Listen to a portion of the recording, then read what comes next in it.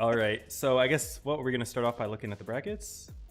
Yeah, sure, why not? We can give it a kickoff with the brackets. Sure. So yesterday on stream, we got to see a little bit of action between Joker and Oblivion. Joker was able to win 4-2. First 4 games were all tied up on both maps, but then Joker able to sweep the third map and take it. Meanwhile, off stream looks like Origin was able to 4-0 Ponda, book their ticket to upper bracket finals. What did we see after that?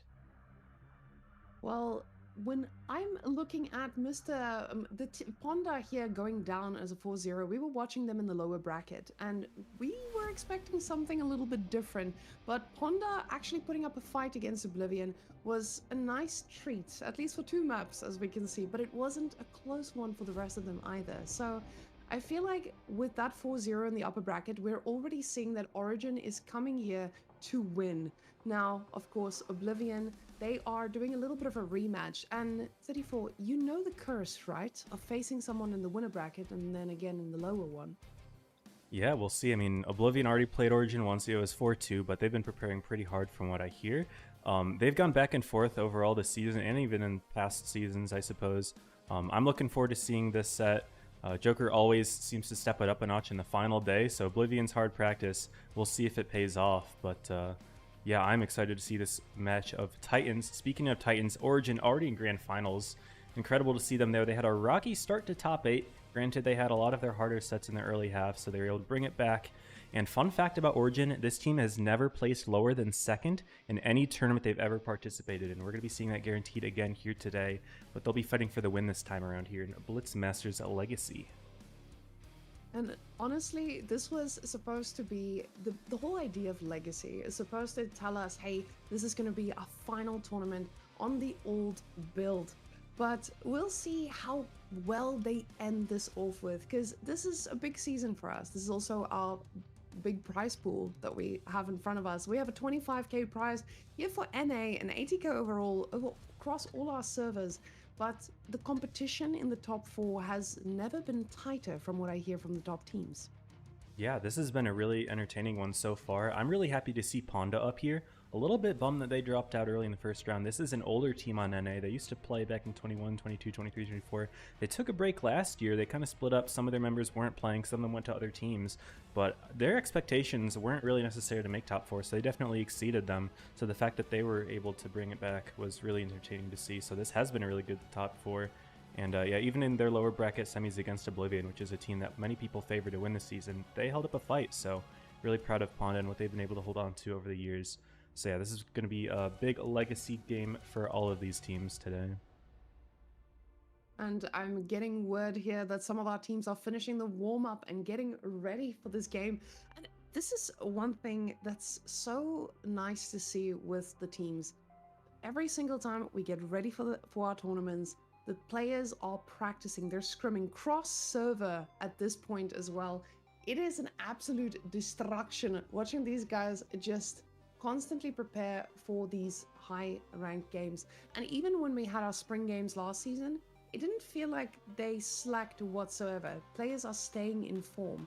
But roster movements, did we see any significant changes this season? Well, roster changes are a little bit interesting to talk about compared to last season. That's mostly because Joker didn't play. A lot of their individual players did show up on other teams. We have several Joker players that were on Apex. They've been moving around quite a bit overall. I would say, yeah, decent amount of roster shifts, but that's just because there were a lot of teams that are here now that weren't there last season. So there's been a lot of shifting. I know the current Oblivion team has several former Joker players. I'd have to take a look at the rosters just to double check, but yeah, definitely a lot of motion between the teams. You said we're getting ready to start the setup soon. Do we want to take a look at the maps for today? We definitely do. So guys, let's go take a quick look and see what these boys have decided to face each other off on. And this is, again, when you're playing any map pool, we always have to consider that some maps are not built equally. A lot of players say like, hey, I'm not going to be facing off on this one as a tiebreaker, for example. But with 7 maps, you are most likely going to be seeing a little bit of shenanigans when it comes to picking. You pick the map, your opponent picks the spawn, which means you can potentially pick one of these maps and try to bait a spawn out of them, forming your strategy around exactly that. Do we see any of those questionable maps up in this draft that might be usually favored for one side?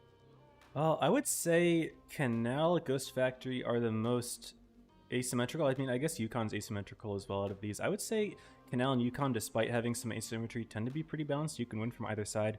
Ghost Fact tends to be a little bit south favored, so the fact that Joker picked it looks like Oblivion has the south spawn, I would tend to see maybe a victory over on south side. It's a little bit easier to stay in your own spawn there and kind of play out of there. When you're kind of on the north side, it's a little bit harder to do that.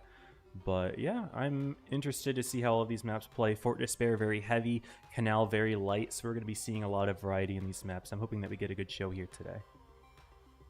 Now, we can see the first map that we're going to be having is going to be picked by Oblivion. So, of course, with Oblivion going for that Fort Despair, you're expecting them to take that first one. Again and again, teams are picking what they've prepared the best. But at the same time, Jokers, I mean, looking at Javi just leading the way, these guys are prepared for anything and everything, and they're not the type of people who sit back and let the game happen. On a lot of servers, we're seeing some teams just being that, having that passive playstyle. But these guys on NA, they are people who are not going to be waiting for the timer to get a little bit too late before making those final moves.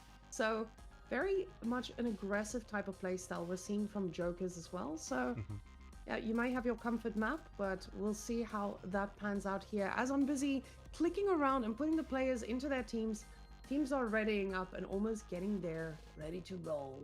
All right, I guess we can show the training room in just a second here. Let me go ahead and navigate. Now that I've got this new overlay, I have to do everything manually, so it's taking a second, but it looks like we're good here. Oh, and I didn't update the logos. Let's go ahead and do that. I've still got Origin and Wheel. Okay, let's see. Oblivion and Joker. Let's do that. All right. Now, the tanks coming in, and you see already people gearing up with that BZT-70, making sure we're thrown off just a little bit looking at that garage. Now, of course, with everyone still forming, there's still a long way to go for this.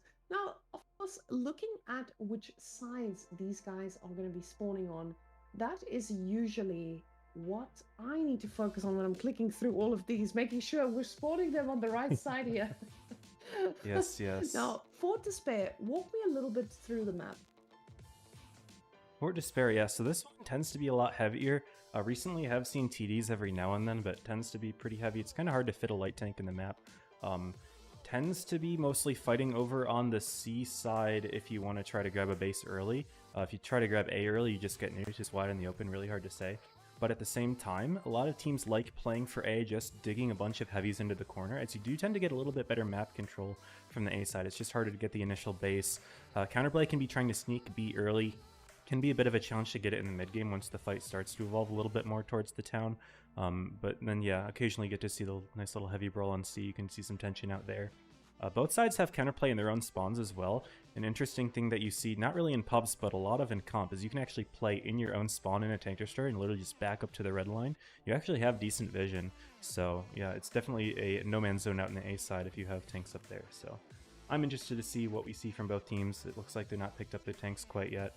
Want to make sure that, you know, we get everyone on the right team, I think, first. But yeah, heavier gameplay tend to see, but occasionally the light tank will sneak in for some early spotting. I wouldn't expect to see that from these teams today, but we'll see. Now, guys, I just want to point out my camera did freeze here, as unfortunately I pulled out a cable just before stream started, and instead of my camera charging, yeah, no, don't worry, it'll be fixed for once the set is once this set has started. So, guys, give the camera a second to record, because this is what happens if you put on your proper streaming camera. It actually needs a little bit of battery. Who would have thought, 34? Wow, Who would have thought? We love our tech issues. It's going around today. Seems to be about, you know. No worries whatsoever. It's NA. Yes, absolutely. Usually NA is the least tech issues, and the reason for that is because, you know, EU's already happened, Apex happened, usually things get ironed out, but, you know, not today, no. I think part of it's just the fact that now we're all streaming on the Blitz official channel, like, by ourselves, and so we all had to come up with our own overlays, and, you know, I had a day to prepare it. I've been out all weekend, which is why I wasn't able to show up yesterday, and I guess didn't do as thorough of a check as I thought I did, but, you know, it is what it is. It's okay. That's why we're here, to make sure we get people here for the good experience. A little bit of an up and down, but guys, where'd she go? With where did we go?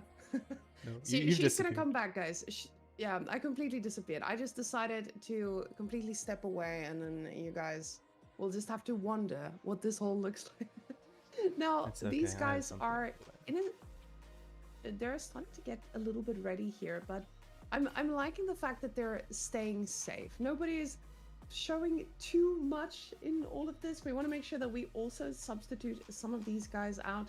Gentlemen needing to join the roster too, trying to make sure that the right players are on the field. And a little bit earlier today, we had some players that were saying that, of course, you know, with tournament matches comes high stakes, and with high stakes, there's always going to be tech issues.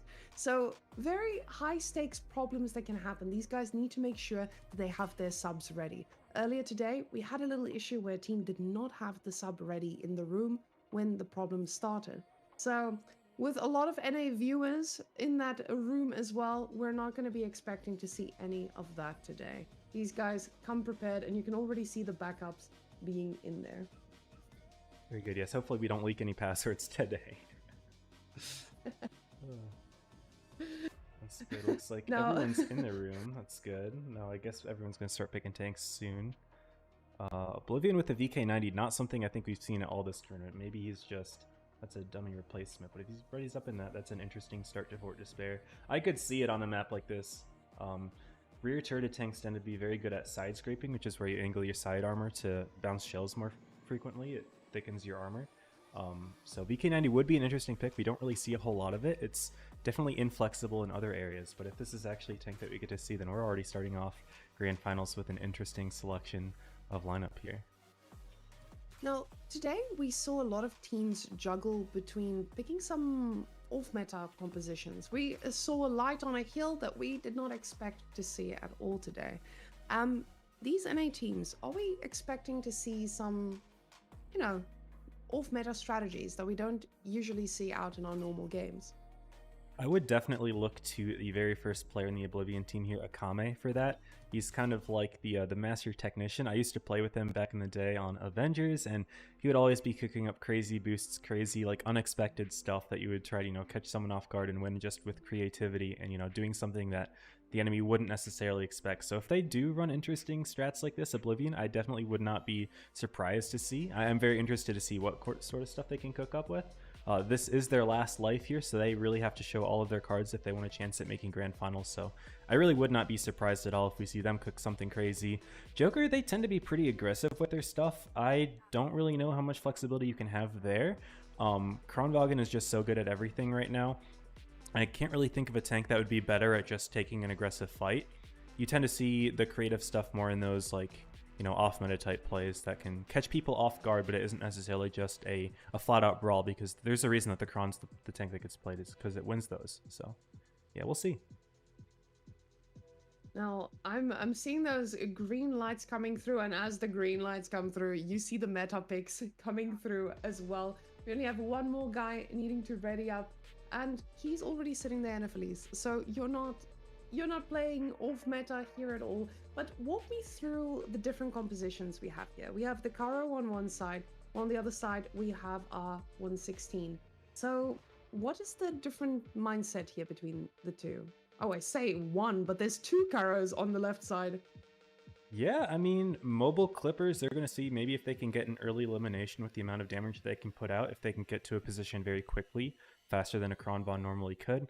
It's also like the Kara particularly has pretty good armor for being a medium tank, so I guess we'll see.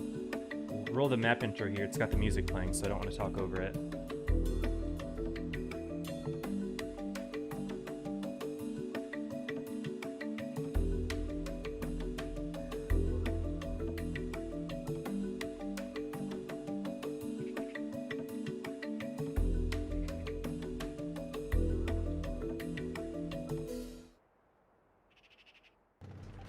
And here we are with game one. Sort of correct with the Karos, taking an early position, trying to see if they can put out quick damage. They're looking at Steel here, trying to cross early into the B side. He was able to get himself safe.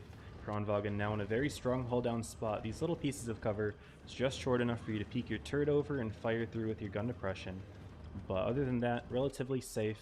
And Oblivion didn't quite get the nuke that they wanted, but they do have map control with those Karos in position. Now, with the split here on the map, you can see nobody pushed a point because, of course, you don't want to take a risk here.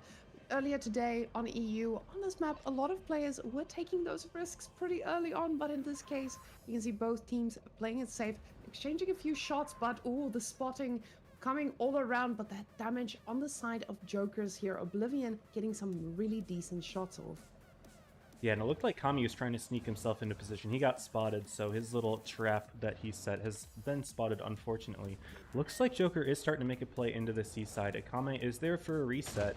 He barely has the angle to get a splash there. With that HE, he will keep the base away from Joker for the moment. We'll see if he can keep hitting those. Kak is going to sit in there. Akame reloading a shot. Does get the splash again. He is hitting the track here. Kak will back out of the base. Maybe he'll try again from a different angle. Krish is there, but doesn't seem like they're going to try it at the moment. Looking towards B. Seems pretty covered at the moment. If you don't get it early in the game, it can be pretty challenging to grab.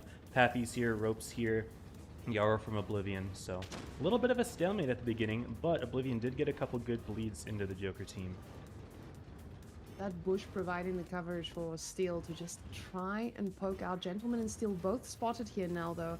So we do see a little bit of movement around, but people just staying in place, not wanting to take too much of a risk. Now the two Karos here on the left side, what are we expecting to see from them as the game progresses? Is their role, do they just move out more? Are they supposed to just assist when the pushes begin? What do we see from them usually?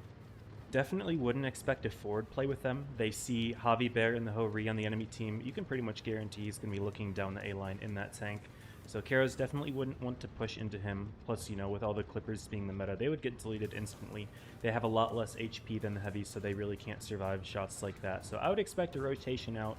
Right there, they're kind of there for map positioning, for information, spotting, etc. But I think if we see a play made towards C, they'll be here quite quickly. However, Joker's rotating out of C. We'll see if they try to make a play, because at the moment, 3 minutes in, no caps have been grabbed. It's going to be dead even.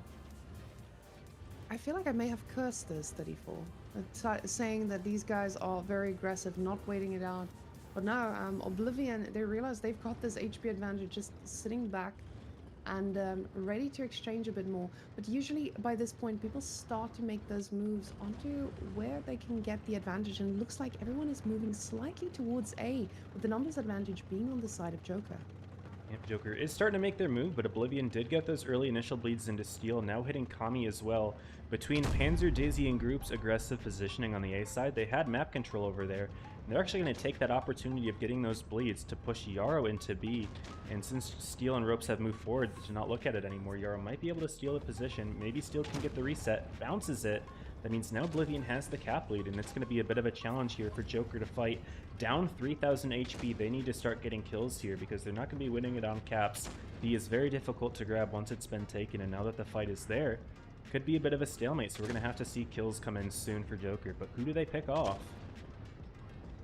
It doesn't feel like there's time for a stalemate here whatsoever, but it feels like almost everyone getting spotted here from Oblivion. And finally getting a little bit of damage onto the side of Oblivion, but Joker is getting dangerously low. These guys are taking a lot of hits, and we see Yarrow moving in very, very aggressively. Yeah, Akame making an interesting push into Paffy here. Looks like he wants to get a quick kill right away, but he bounced a shot, leaving Paffy as a one-tap.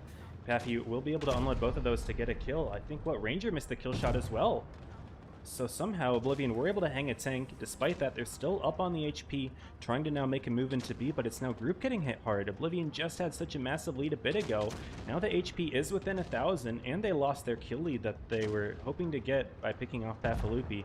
Now they get Steel, so it's evened out 1-1, but now looking in the corner here, Oblivion has plenty of clips left here to put into Krish.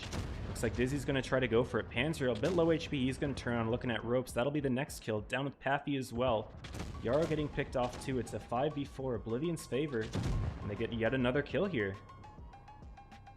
And Joker very quickly losing their members, and with Oblivion still being up the numbers game, they're just going to have more shots to shoot, and you can see it paying dividends here.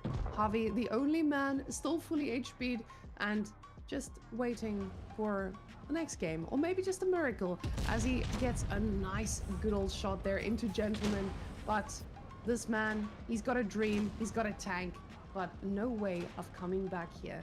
on to the next one, and already using this time to just strategize on what is waiting for them. Now, as the game evens, or as the game finishes, Oblivion taking that first W, this feels good because again, Jokers, they were the ones. Oh, actually no, was this Oblivion? This was Oblivion's pick. Oh, so this is great for them. They came in and they did exactly what they expected to do. Now, the passive gameplay, I'm really excited about because I can see that they're waiting for that right moment to move out.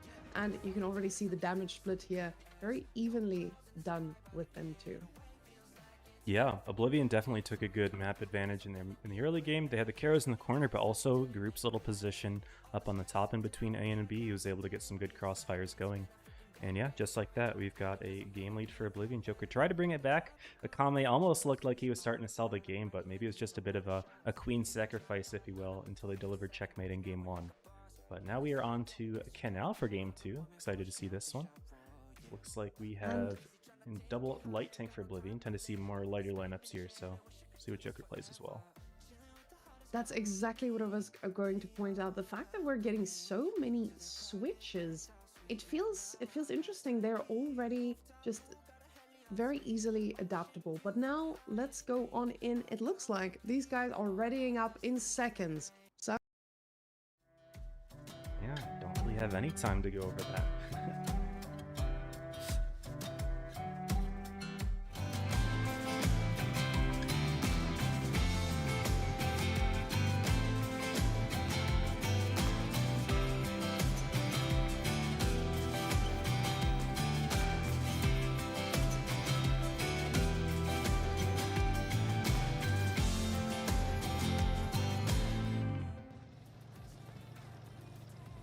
Looks like we're seeing an immediate aggressive play from Javi into B, try to go for a reset, but Oblivion have brought double concept and a light tank all the way up to A quickly. Bringing those concepts across can be definitely a big risk, as those tanks are a little bit slower, and if you get spotted in the crossing, you can definitely get nuked hard, but it looks like Joker wasn't quite set up for that, headed more CD.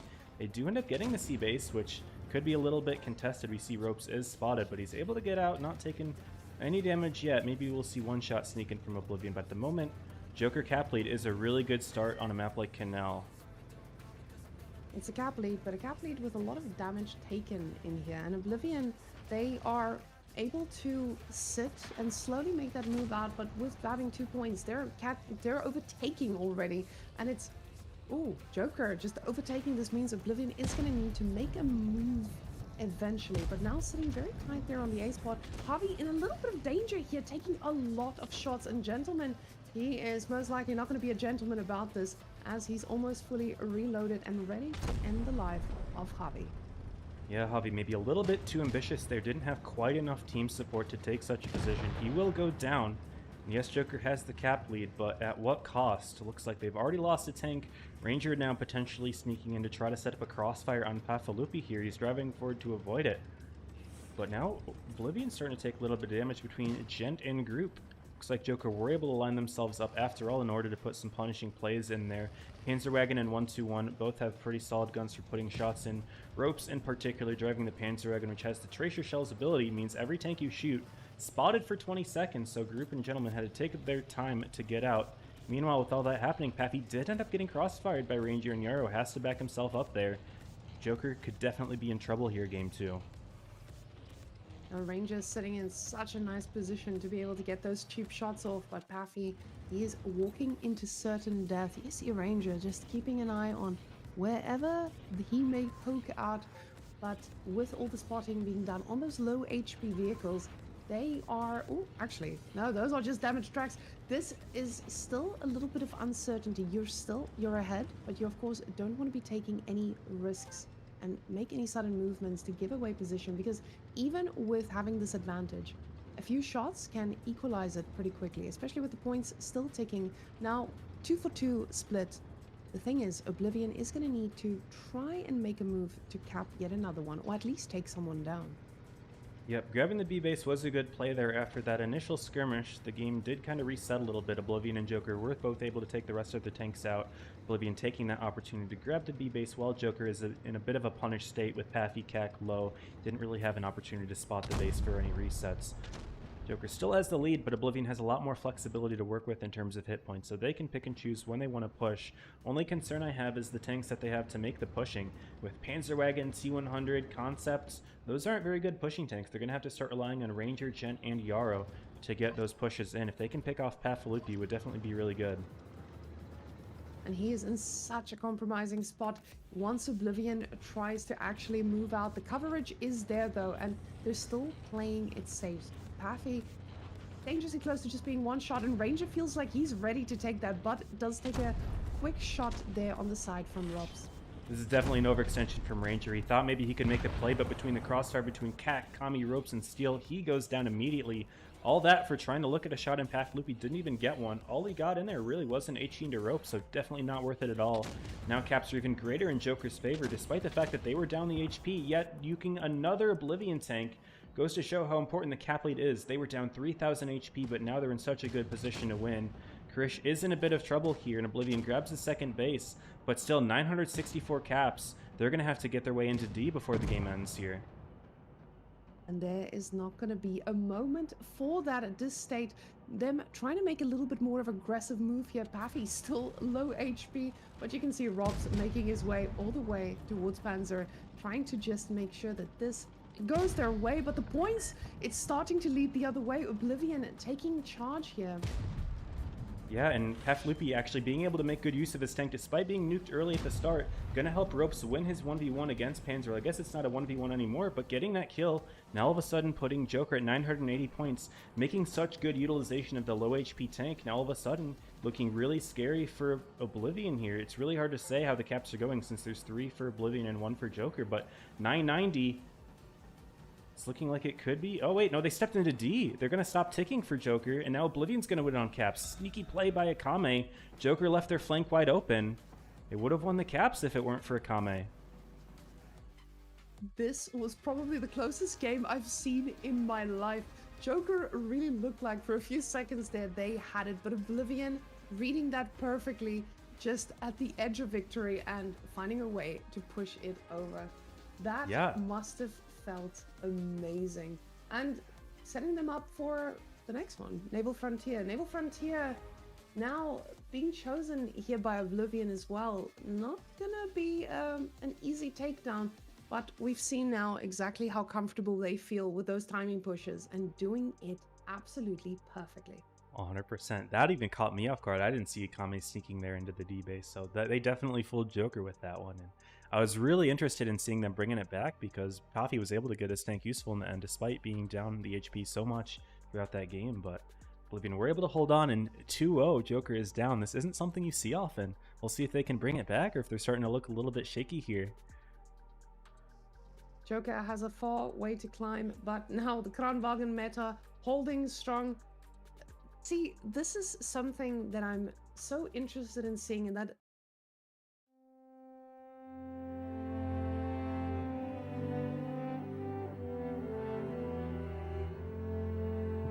I'm trying to get a little bit ahead of the game here because we're missing the first maybe 20 seconds of the game with the video, and that was when Joker made the push last game, so everyone was ready up for a second, but I tried to predict it. I guess it was a bit of a thing.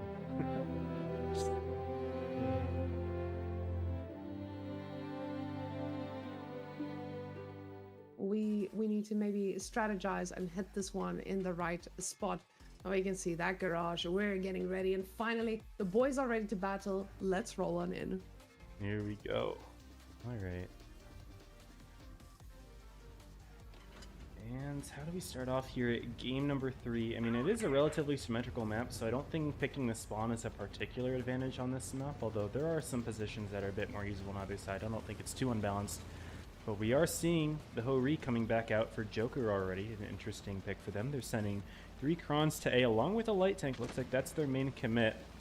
A couple Felices anchoring down the center. And yeah, mostly an A play for them. Oblivion is going more towards the C side, trying to grab an early base lead. That early pick of, oh, you can see a shot trying to just get the spotting done there too, but the C cap is going to go on through. No interruptions here. Spotting and now started. But Paffy, he is getting himself into a nice little position here to try and just get a bit of damage there onto C, as we see a lot more people moving into position here. But now the cap onto the side of A as well. The timer been taking a little bit longer here for Oblivion. So problem is just B. You're not moving out onto that. Yeah, B can be an interesting one. At the moment, looks like no one's really set up for it at the moment, although Yarrow is in position to drive into it, and Paffy if they really want to. However, the other tank will stop them from being able to grab it right away. I was more interested in seeing how Ropes was able to grab the base. Group was in a position to go for the reset, but he actually was the one who got hit himself, so he backed out.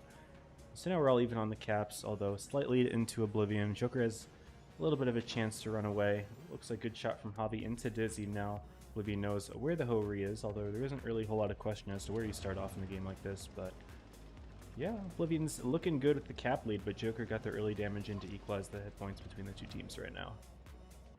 It does feel like Oblivion is starting to make a little blanket around Joker here, waiting for, again, that timing that they've shown us they're so comfortable with doing. Gentleman just putting himself here on that little hill to try and see if anyone pokes out just a little bit too much, like we saw Oblivion doing a bit earlier. Now Joker, they are going to need to be careful, as we do see a few shots getting fired off here and very minimal spotting being done all around.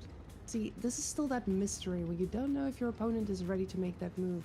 Nobody is giving out any information.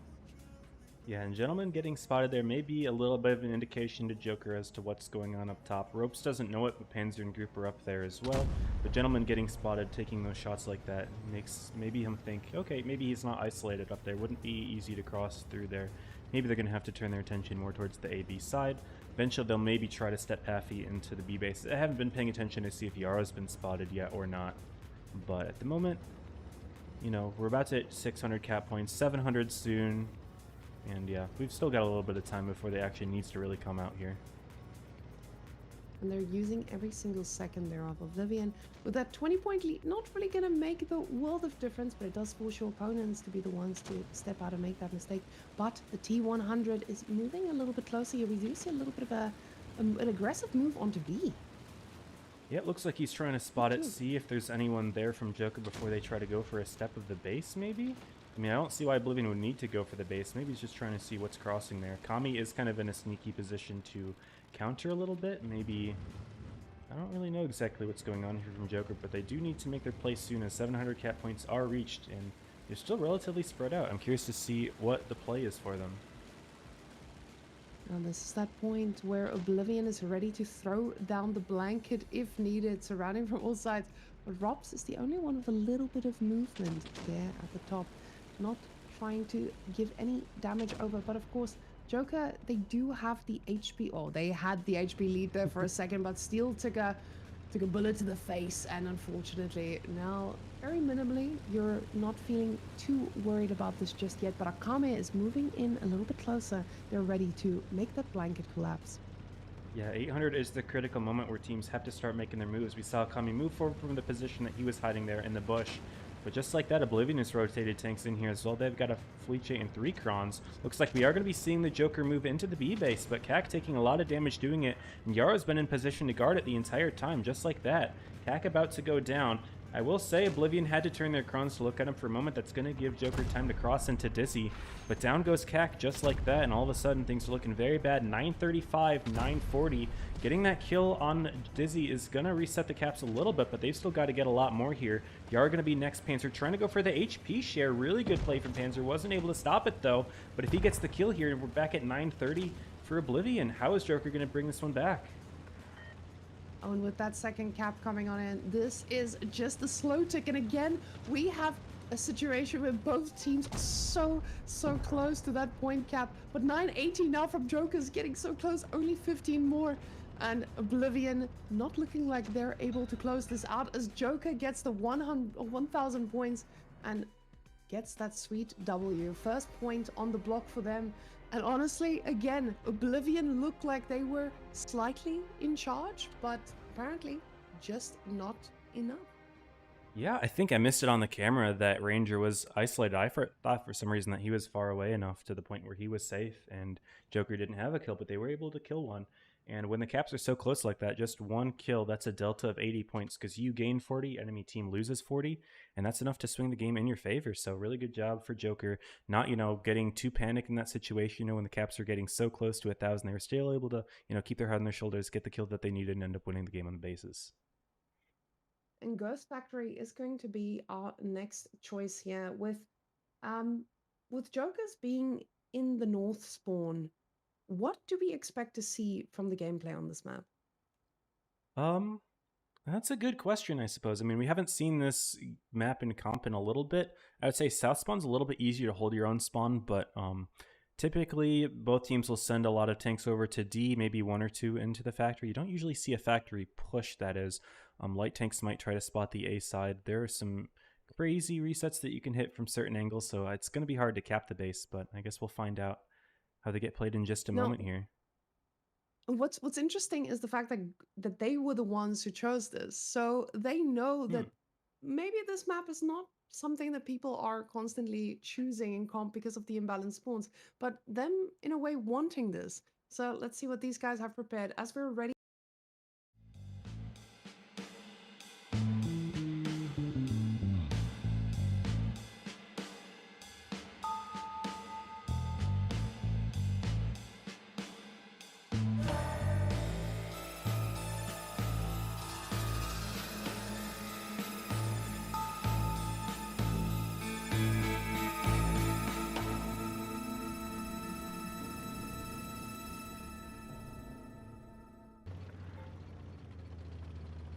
And here we are with game number 4.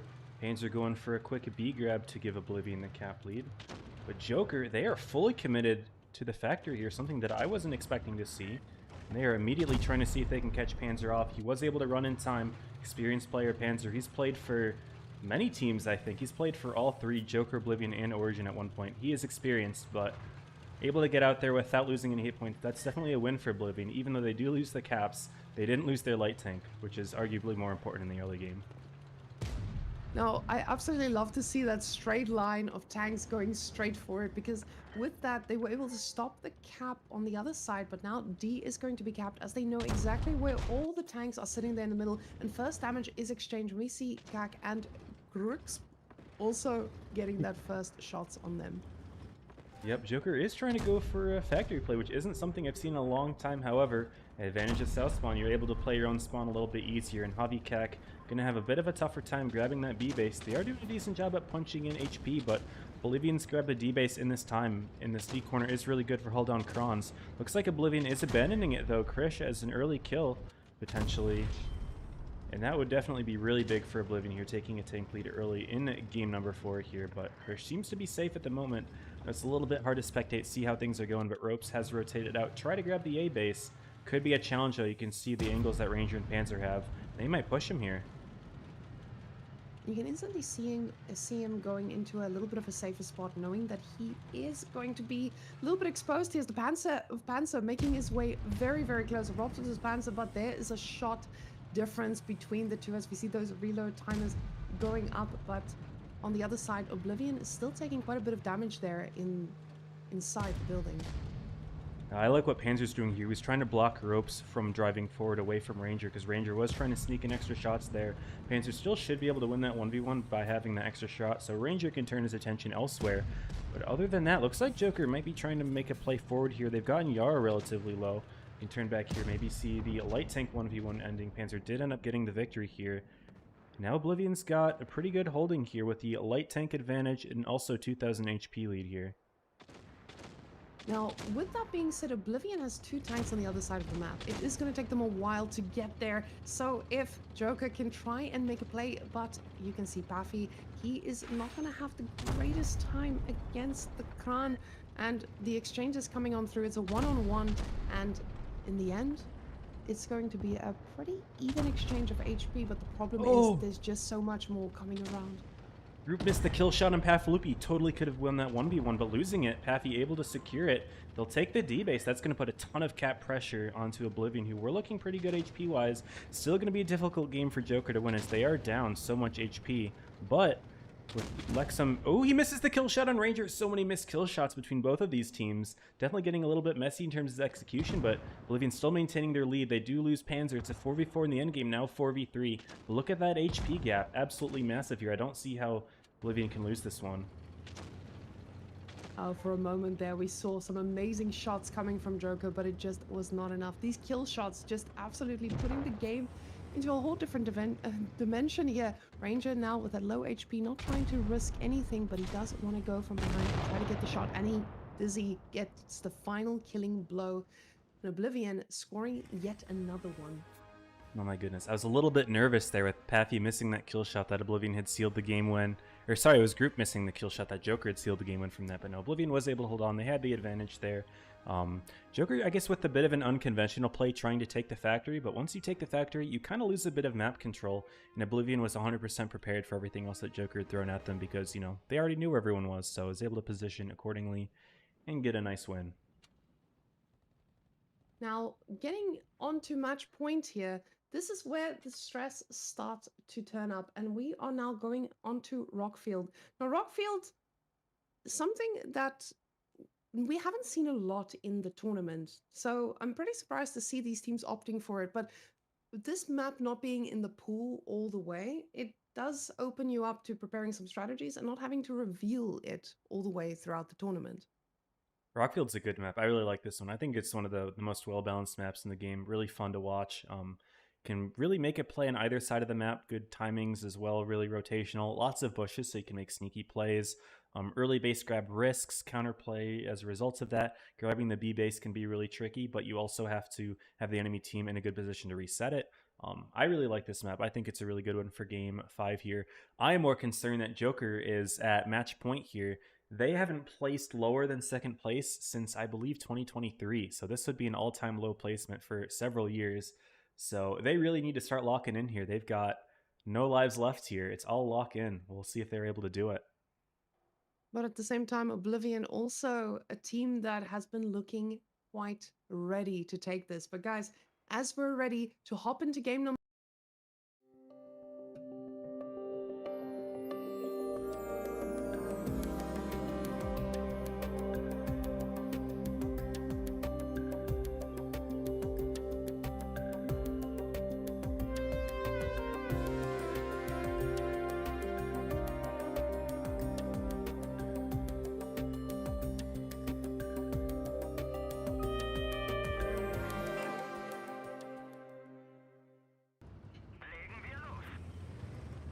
There we go, game number 5. Here we are. No light tank actually for Joker. Not something that I expected. Light tanks tend to be pretty common on this map. Lots of bushes, lots of opportunity for vision. But it's actually just going to be Dizzy by himself in the Panzer Wagon. Going for early spots. Finds Paffy. Doesn't find anything else. Maybe spots ropes there as well. Does he get hit early? No HP lost early game. But good information for Oblivion. They only spot 2 tanks crossing here. That probably tells them that everyone else is on the other side of the map, which they are.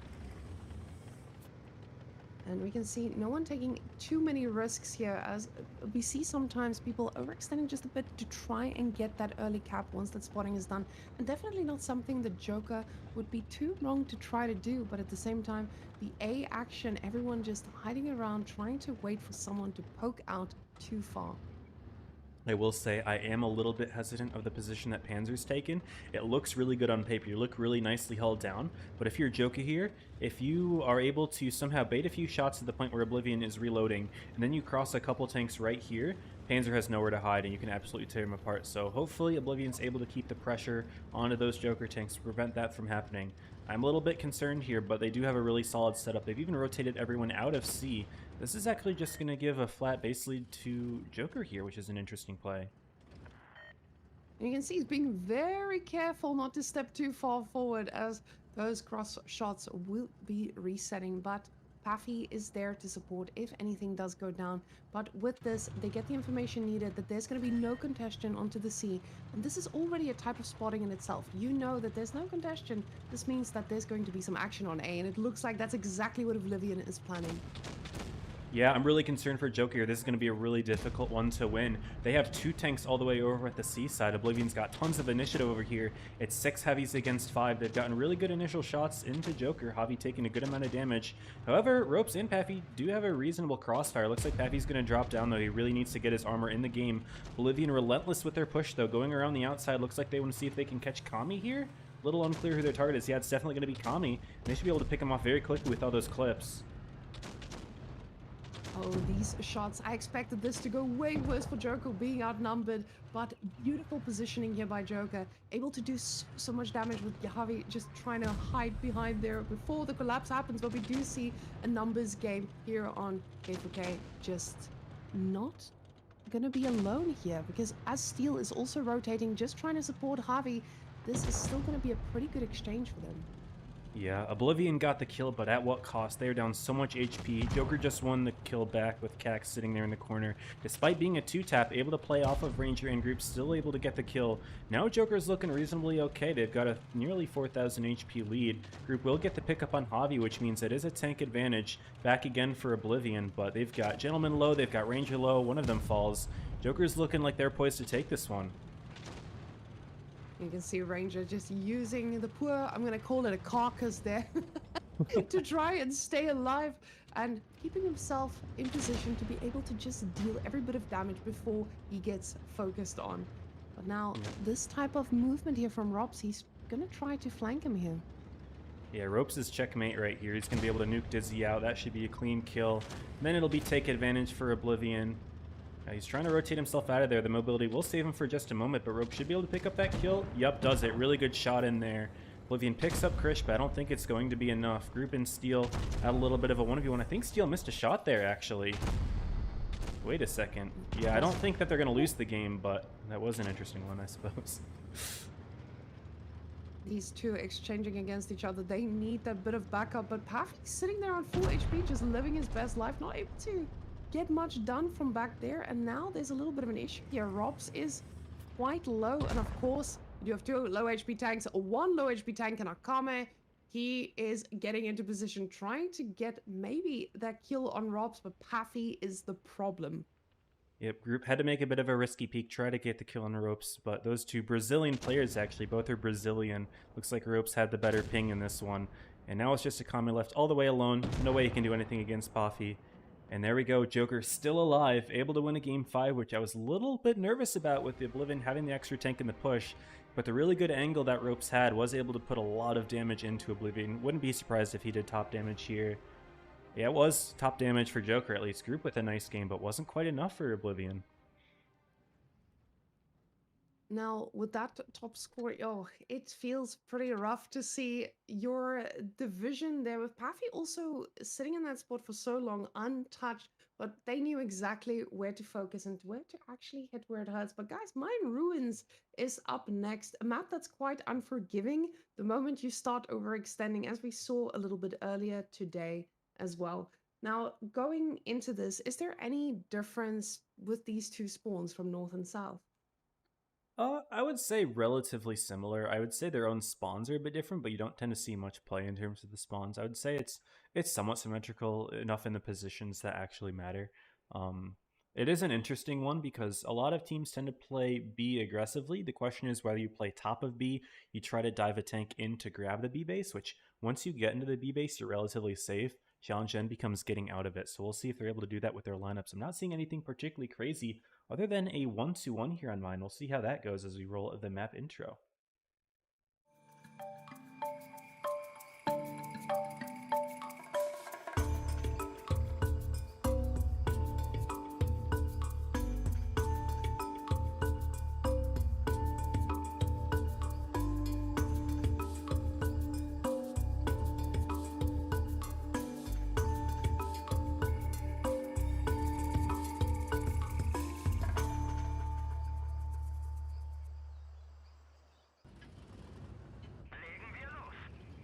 Perfect timing yet again. Videos. Amazing. Take it away, women. We see one little movement up there to see with the rest of Oblivion going down towards A. It looks like everyone's rotating down there towards A, which gives a little bit of an opening for Joker to cap C pretty much uncontested. Yeah, they'll be able to grab at the lone medium tank spawning all the way over there. They're going to send Steel there as backup just in case. Euro and Dizzy and Fleet Chase, they are not fast enough to contest it at all. Does Euro get into the B base? Looks like that is what he's going to do. Try to go for grab. He's going to get hit hard, though. I didn't see Javi there in the corner. Between him and Lexum, they're going to be nuking him pretty hard. Oblivion's in a bit of a sticky situation, but here come the reinforcements, and Javi could be in a bit of a sticky situation himself, but Kak Krish there to help anchor. I think they might just get a free kill here on Yarrow. Javi just reloading that last shot. Should be able to pick up the kill. And what can Oblivion do about this? For a second there, Javi looked like he was in a very questionable spot, but it does look like the backup is standing in position. Now, it is going to be on Oblivion to try and turn this, but Rob's trying to get there from the back, getting the spotting done, and also trying to get a few cheap shots in, as they are very much unknowns with this man sneaking up behind them. Yep, Group finds him, though. Rope's trying to sneak his way in there. He's going to take a hit. No, Group misses it, actually. He's getting shot in the back, I think. Paffy there, yeah, going to put 2 free nice shots in there. Rope's just kind of playing for info more than anything at this point, and yeah, Joker's looking pretty solid here. They've got solid positioning covering Kami and Javi with Kak, Krish, and Paffy. Very fearful Kronvagans there. Definitely strike the fear of God into the enemy team a little bit. That's a very scary gun to peek out against.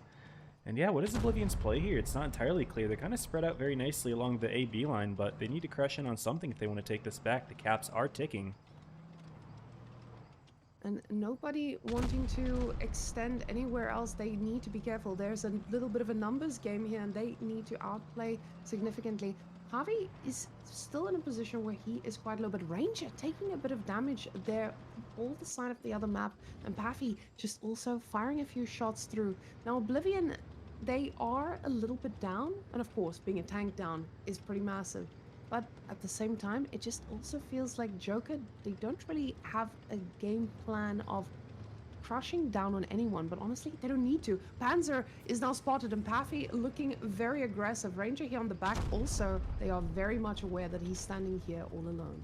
Yeah, it looks like Oblivion is finally making the play in Hobby. They're realizing, okay, we can just take the shots from the middle and, you know, get the kill that we want. Kak does have a full clip. Between him and Kami, they will be able to dish out a good amount of punishment. I really like the push that Joker did over on the other side. Steel kind of pushing Ranger away, which allowed Paffy to insert himself into the situation. The hit points are a little bit closer, but still about a 2,000 lead for Joker. They're finally inserting some tanks into the middle, but Group could definitely be a kill if Krish and Kak are looking properly. Group is angling himself just fine, but do they just push for it? Now, with all that I was gonna say, they just have so many shots left in them. Dizzy now in danger with Robs also being here for support, and goes down. Joker looking really good, trying to equalize this, and both of them trying to be there on match point. This is now or never. Akame next on the chopping block, but Alexix, he is also dangerously low. Yeah, everyone was maybe a little bit nervous for Joker going down 3-1, but they're definitely showing that they can hold on tight when it really matters. They're going to force a tiebreaker here, just 2 more kills left. Able to defend Javi long enough to the point where that was the only kill that Oblivion were able to make. They had to throw the rest of their team at Javi just to pick up the kill. And just like that 1-2-1-B positioning, able to farm out Dizzy from behind. Really good stuff from Joker. We are going to be seeing a tiebreaker here in this first set. I am super excited for it. It's going down from the loser bracket, and of course when you have such a huge competitive scene at the top of NA, you want to see these close games. And coming down here for the loser bracket, this is something that is massive because the prize pool difference is significant among these guys. But guys, our tiebreaker map for today is going to be Yukon, and Joker is going to be taking that south spawn here. Now, as the guys are readying up, you have to ask yourself, are they ready to roll into the game this quickly? We've only been live here for, I feel like we waited a bit. So, of course, 40 minutes of these guys playing. So they do have a few minutes to breathe. But the fact that they're readying up this quickly just tells me they're prepped and they're good to go. And this must feel amazing for Jokers. They've already won 2 matches in a row. I hope for their sake they're not looking at slowing down. Yeah, this game definitely can be momentum based. There's a lot of mentality that goes into it. So Joker looking like they're on a roll here. Oblivion, they've run out of chances as well. So this game 7 here is do or die for both of these teams. Go big or go home. Let's go ahead and introduce the map Yukon and get in for our tiebreaker.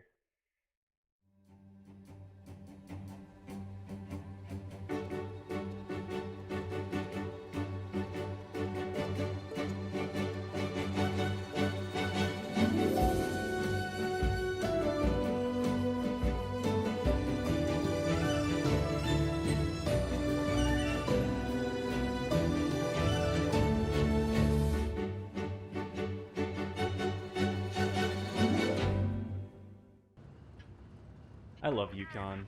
That's my favorite intro video of all of the maps. It's just so nice and cinematic. What a beautiful map. But today, lots of blood is about to be shed here on it. Taint the grounds with the blood of one of these teams. Who will be declared the victor? We're about to find out. Looks like Joker has an extra light tank here. They're going to be sending one across to the deep corner, going completely alone away from the rest of his team. Definitely a big risk. And Oblivion was set up to nuke. They only hit him twice. That definitely could have been the end of Javi right there, but Oblivion not quite able to hit all the shots that they wanted to. Joker going to be able to hang on by the skin of their teeth. They're taking advantage over on the A side of the map.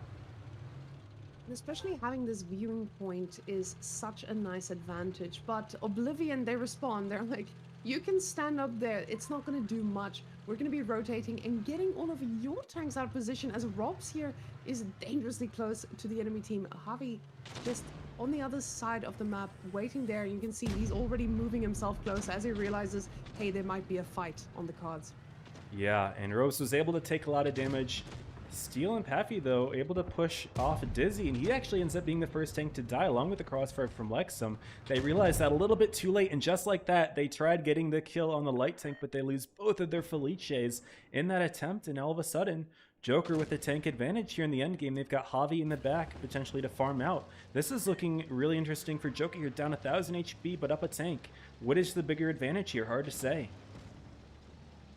What I love about this is that it's Yarrow again getting taken out so quickly. He feels confident in that Felice, but it shows time and time again, you can't be that confident in another Kron. KFK just not gonna be living a long life here on the map as Joker loses yet another one. And Steel, he's got himself into a nice spot here with the backup from his team and easily capping A. Yeah, just like that, Group and Gentleman had empty clips, and the DPM of a Kron is severely reduced once you unload all those shells. So Kami and Steel both coming in there with fresh clips, absolutely godsend for Joker. They're about to get the kill on Gentleman as well. And just like that, they're going to take the tank advantage right on Backpack. He may go down from behind. Panzer was able to pick up the kill on Javi off camera. We're going to be seeing a 3v3 endgame, HP within one shot of each other. It's about as close as you can ask for in a game 7. Advantage for Panzer, though, having the light tank going to be really useful for Oblivion. We'll see how they're able to utilize that, see if they can convert it into a win, or will Joker claim yet another name in this tournament. Now, aside from just our usual tank exchanges here, Oblivion also has that point. Never mind. The points won't matter. The guys are going to fight it out as we see Panzer also using that light advantage to go there from the top to try and get a shot. But Ranger taking a lot of damage, and Akame in so much danger as he will go down. And now 2v3. This is pretty tough. Yeah, Ranger was able to take that time to reload his clip, even though Akame was in a bit of trouble. Ranger reloading his clips allowed him to get the kill there, and now Kami, left alone in a 1 versus 2 situation, only has 1 shot left in the clip. Panzer is going to be able to put some pressure on if he's going to. No, Kami's just going to reload. Ranger's going to let him do that. Oblivion going to realize, okay, we have the bases here. We don't need to choke this situation. As long as we don't let Kami pick up a kill, this should be our game to win. They're just going to play it safe here. What can Kami do to bring this back? I don't even know. Oh, he is not really going to be in a spot to actually try and outplay it, but he's hoping for Ranger not to be in position, and Ranger is in a little bit of danger here. As the track shot! Exposed. Ranger, no! Oh no! Oblivion is there, though I think it might be enough. I think Panzer putting in those shots might be enough. Kami had to unload the rest of his clip. I think Panzer's going to be able to do it. Sending Joker home, game number 7 here. I was nervous for Ranger, but yeah, Oblivion on top. Just like that, Joker going down in 3rd for the first time in years. I can't believe that outcome. Congrats to Oblivion on the win, but man, what an entertaining set from both teams. I enjoyed myself. How about you, women? That was such a tight game, and I don't think we could have asked for anything better between these top dogs. Now, honestly, this must feel amazing for Oblivion, taking down Joker in such a fashion, and I would say GG's all around. But this means that our next draft is gonna come up here. And guys, what a phenomenal play. Now going into the winner bracket here, these guys are going to need a little bit of a breather, trying to sit down and strategize and get themselves ready for a potentially very long set. Now, best of 9, I'm not expecting this to go 5-0 anyway. These guys are coming in here fighting. Yeah, absolutely. And Origin did have time to watch this set. They are nicely prepared. Hopefully, they've got some interesting stuff cooked up here. Oblivion, they'll have a little bit of a respite, but not a whole lot, honestly. You have to play back to back, can definitely take a toll on you. I'm sure a lot of their voices may be a little bit tired, maybe their gameplay a little bit warmed up here. I guess we'll see how it goes. I'm interested to see the first set in forever without Joker in Grand Finals. This will be really interesting. I need to take a second here to put the Matt Band link into the OBS, and then we'll take a look soon. Now, as teams are also going to be getting themselves ready, we can see that these guys, from what we now experience, they are going to need to spice this up a little bit with this being a best of 9. And we see it populating here on our screen.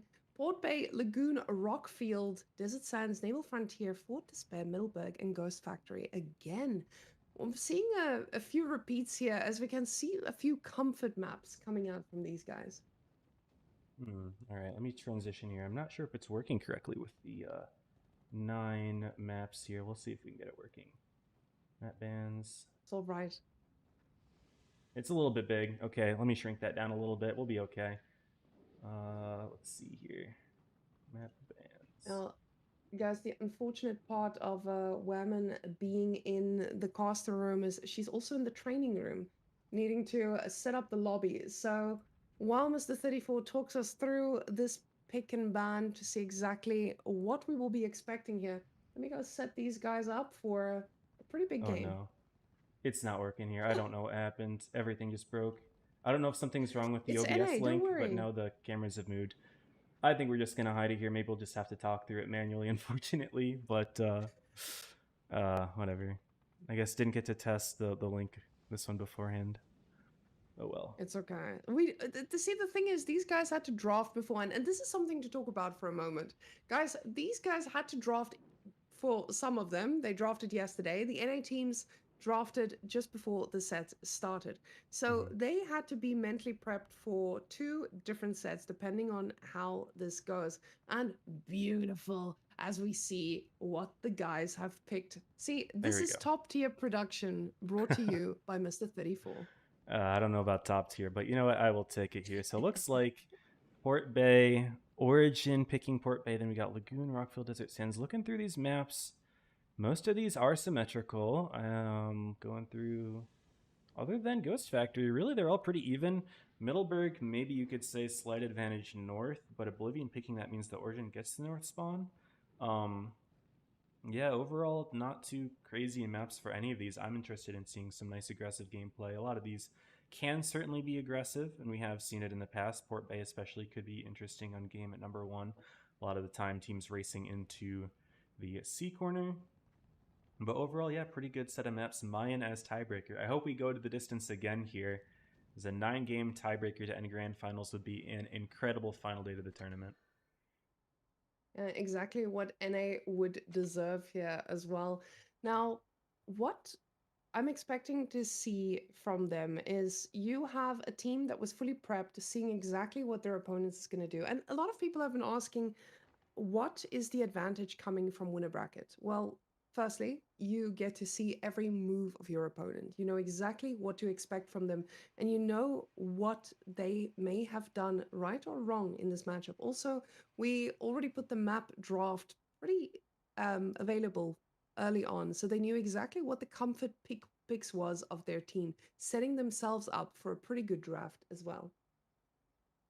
Yeah, definitely big advantage for Origin being able to sit back and relax for this first time. I'm sure they've been scrimming. I wonder who their scrim partner would be right about now, but yeah, they're definitely warmed up. They're hot. They're ready. They've been locked in, dialed in. I'm sure they've got all their players here as well. I know sometimes in the early stages, Origin's got a couple Legionnaires from Europe that might not have been available all the time, but now guaranteed everyone's locked and loaded here. I am super excited to see these teams go head to head, as this is actually a rematch of Grand Finals from the earlier spring season as well. So we'll see if Oblivion holds on to their streak or if Origin can finally claim a win that they haven't had in so long.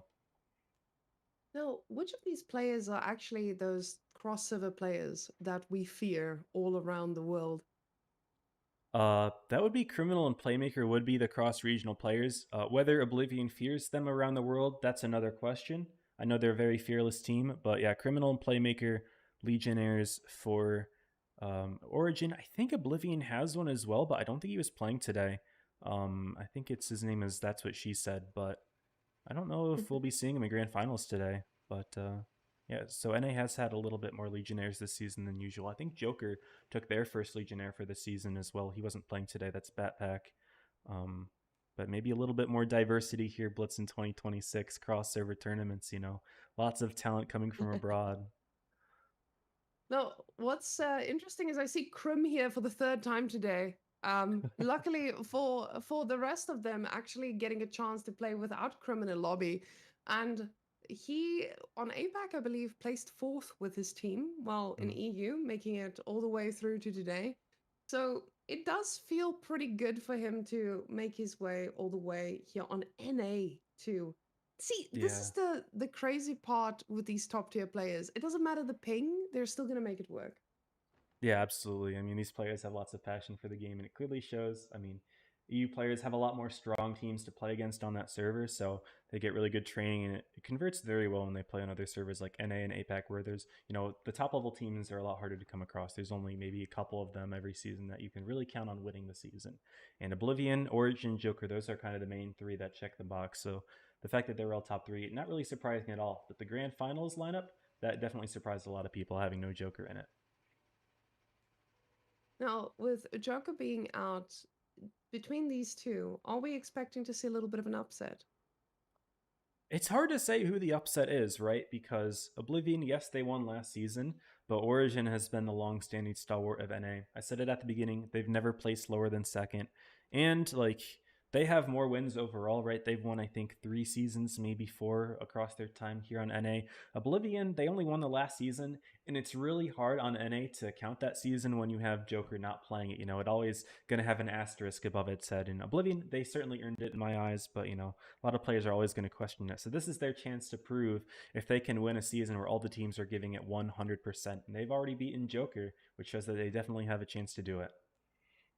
Now, we have a little bit of reputation among the servers for which, or a lot of questions that is like, hey, which server is the best? And you coming from NA, I would like your very biased opinion. Do you think that NA, when it comes down to it, will they still be the best?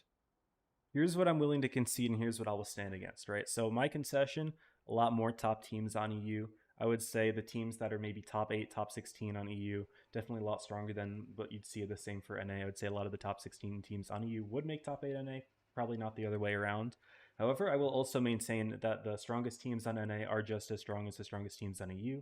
We see it time and time again where they play each other cross servers, that the scores are quite close, maybe slightly favor you, but NA tends to play an EU ping. Really impossible to say that without an offline tournament to decide it. But, shameless hint, shameless hint. Yeah, I see a lot of people. See, this is the fun thing about being in that Discord. You just see people constantly mentioning, like, "Hey, we need an offline. We need an offline." And yes, we do, especially if we want to see exactly who can be the best of the best.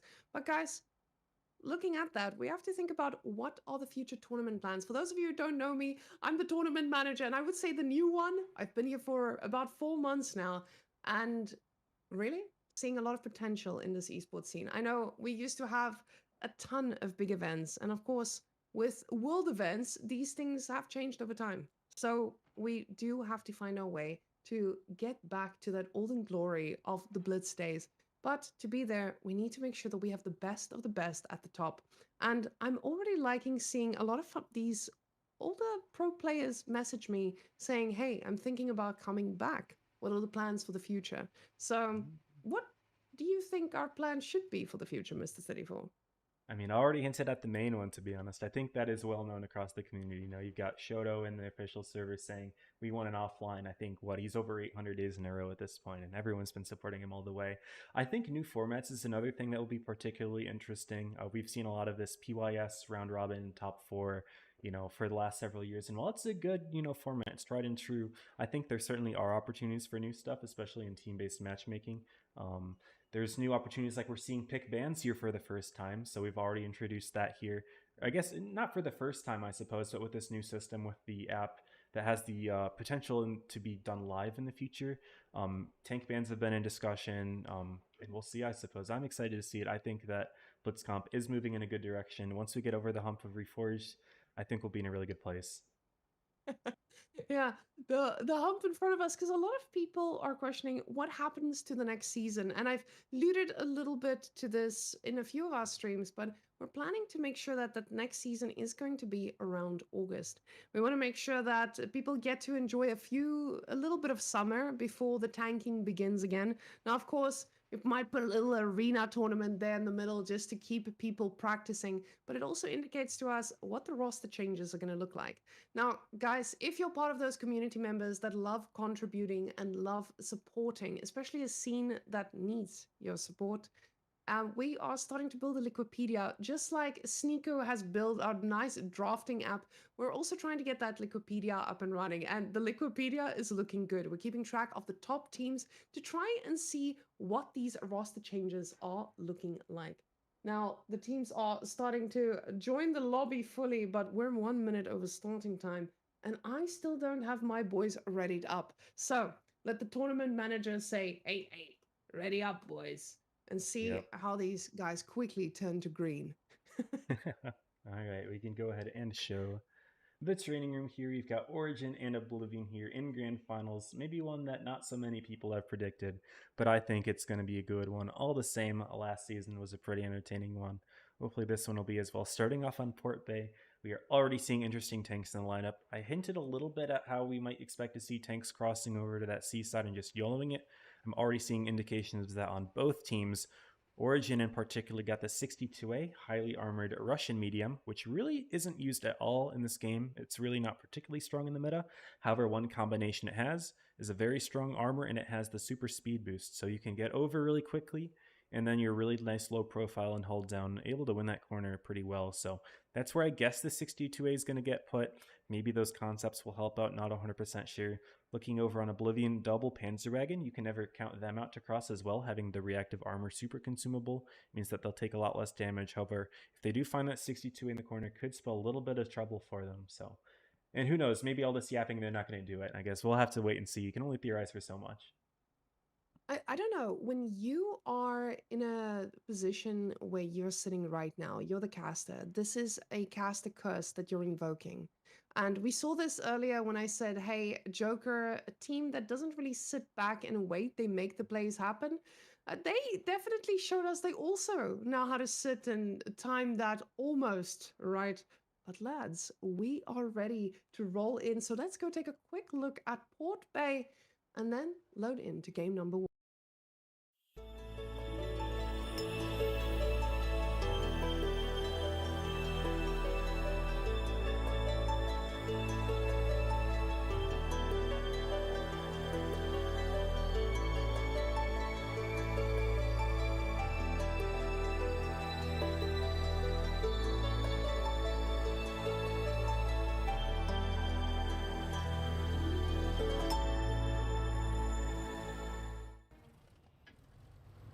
Remnants to olden days as we see the battle starting now.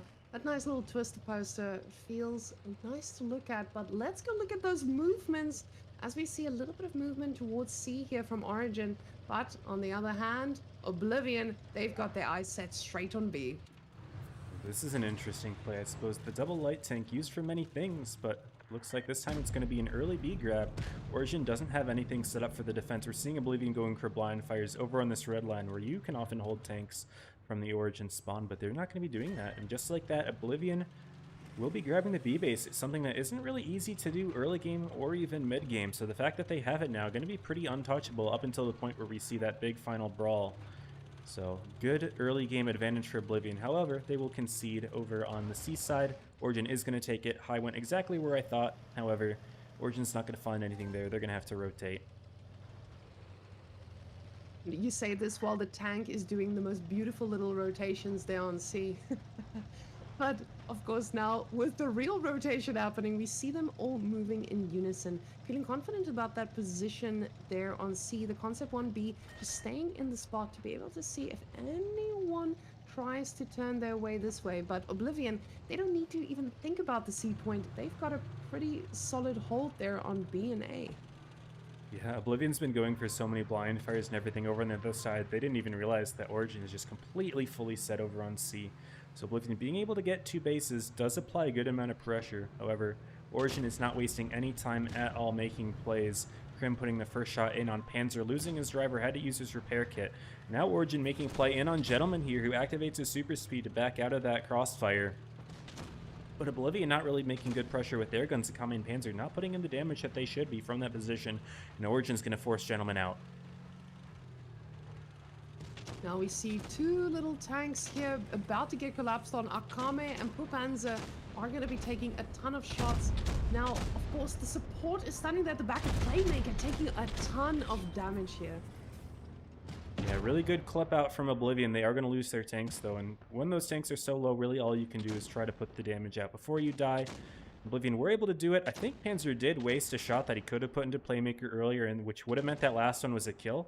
Unfortunately, they aren't going to get it, so Origin is going to go up 2 tanks in the early game. They also have about a 2,000 HP advantage, make that 3, and they're already looking quite good here, as Oblivion are yet to get a kill until just now on high. Oh, and with already 3 tanks down, it doesn't feel like even if you catch up with HP that you can really catch up, because there are just going to be more shots laying around. Now with a 4, I wanted to say 3 because there's almost nothing left in them. Origin looking good in this spot already. Katsu, Cut just paying the price, quickly falling, but honestly, not all lost here, as we do see. Okay, Whiskey doing some good work. I realized he still has to reload, and nobody is bouncing here today. Yeah, these shots are a lot more straight and true. No one bounces here. We saw a little bit of that in the previous set, but now everything's really been hit. No important kills have been missed here. Just clean gameplay from both sides, but really, I think the biggest issue that Oblivion had is they had 2 Kronvons lined up to protect Gentlemen, and they never put any shots in until Origin had already pretty much pushed through with their push. So if Oblivion were able to keep them back, maybe it would have been a different game, but Origin punched through. They're going to take the game number 1 here as caps are about to reach 1,000, and there we go. Origin with a clean first victory.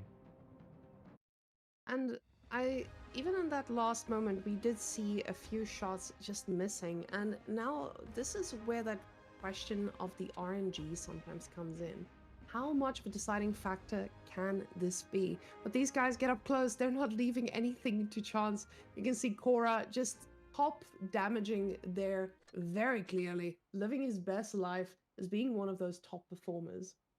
Yeah, you can blame RNG for individual shots sometimes or individual interactions, but at the end of the day, there's a lot more that goes into it in a team game. And if your entire win or loss is defined by one interaction being lost to RNG, then you didn't play well enough to claim the victory there. So I really wouldn't put too much on RNG. There were seasons in the past with different metas where tanks were more likely to get one shot with an ammo rack crit, which we haven't really seen at all this season, but in previous metas was more of a thing. And there, yeah, I guess you could blame RNG, maybe blame a bit of balance for that, but this season, definitely not. It's all up to player skill, and it's definitely a high skill meta with all the Kronvons able to clip things instantly, so you can't make any mistakes or you're dead. And we've seen the right teams make it through to the last days. And that's already showing us like, hey, these players are playing consistently. A bit of RNG here and there in exchange. It's not going to be determining the full fate.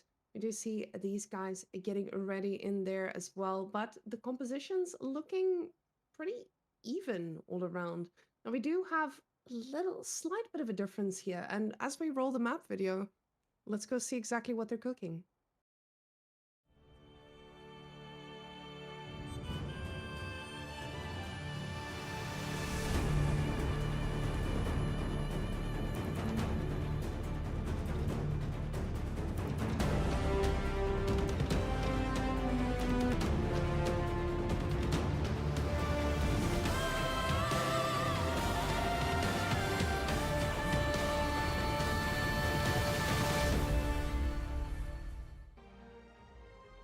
Lagoon, a map that is so unforgiving once you get into the wrong rock hole. But look at that team just driving in unison, looking beautiful in their orange camos. Yeah, here we're going to see something that we don't always see. It looks like it's just going to be big slugfest at A. Sometimes you see teams sneaking tanks through B, through C a little bit, but we might just have an all-out brawl here. We'll see if the teams choose to engage, choose to back out, but Panzer is very committed here. He might try to sneak some shots in. Does Origin go for a commit to punish this, as Panzer has been lit? He digs himself into a situation that can often be used as like a trapping spot, but Origin knows exactly where he is now. Oblivion, though, they'll back him up, won't make the push easy. It doesn't look like Origin want to commit to this. They are starting to turn away. Highlight got all the information he needed to start spotting every single tank moving that way. And this giving them the answer, what they need, that a move on C can be made. They know exactly where the opponents are sitting. And Oblivion, their position is fully shown. Now, of course, him going to cap that C site is going to mean that the points are not going to have as big of a differential, but it's still something that's going to put a timer on them and force them to move out. Yep, particularly interesting thing about this map, if you look at the bases here, you can see they're only ticking up by 3 per tick. Some of the maps that have 3 bases tick up by 5 every tick, so something interesting to note here, the bases are going to be moving a little bit slower on this map compared to some others, so just something to keep in mind that cap pressure is a little bit slower on this map compared to others. I do want to point out the character development from Mr. Hytronics here, Mr. Highlights. A player that's been known for blowing up on some occasions, but he was able to get into A and get out of it without blowing up, so definitely learning on his end. He's doing a good job here, as he's expected to do here in Grand Finals as the light tank player, which is supposed to be a high skill, high mechanical team player, and he's doing a great job of that so far here in game number 2.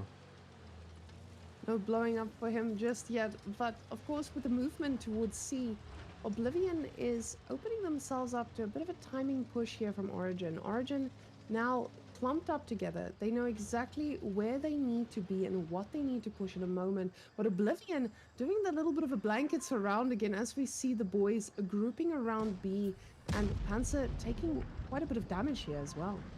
Yeah, he definitely could have taken a lot more if Origin were in position. I believe it was just Core and High that were able to put shots in, but looking at all of those Origin tanks that are lined up on this side, I'm impressed that they didn't put more damage into Panzer, so being able to escape with his life, that's a good thing. Losing a little bit of HP there, not ideal. As a light tank, it's important to hold on to your advantage in hit points, as, you know, being the only light tank left alive in the end game is a big advantage for a team, you know, when you have mobility and you're able to play aggressively as opposed to hiding from the other light tank. Panzer's definitely going to have to keep an eye out for High, because if he ever decides to go for the kill here, Panzer's not going to stand a fighting chance in that 1v1 in a late game scenario. Now, no heavy movements coming out here. You can see both teams just playing it as safe as they can, but a very straight line there on B. Both of them just keeping an eye, making sure that there's no sudden movements coming through. But what's quite surprising to me is that Oblivion hasn't sacrificed one of their boys to actually go and cap there on C. The thing is, of course, they don't need to do anything drastic just yet, and keeping him in range of getting any shot if someone tries to overextend. Now, a little bit of a movement here on A is going to put a damper on that, and we can see Origin moving straight into position. It's going to take a while for everyone to get there. Yeah, I really like that look from Core, something very subtle, but you saw he looked at this little corner. You can always hide a tank there, so the fact that he checked that, that's experience and knowledge for Core here. Good stuff from Origin, as they're able to take the base A from Oblivion. They've rotated all the way out to C, but it's going to take them some time to step the base, and in that time, I think Origin will gain the cap lead.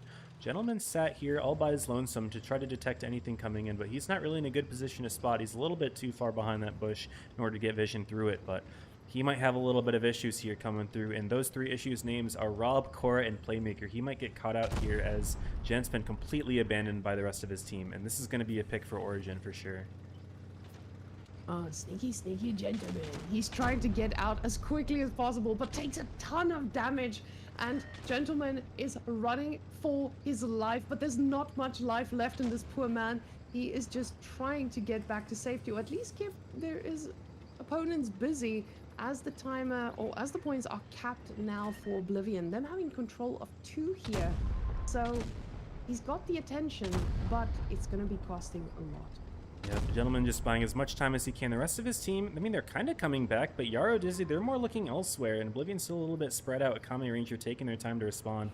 They are going to lose Gent, but I don't really see what the play is here for Oblivion as they lose their first tank. They're down on HP, but what are they doing here? Dizzy just got himself caught in the center between Cora, Crim, Whiskey. They're going to pick him up as well.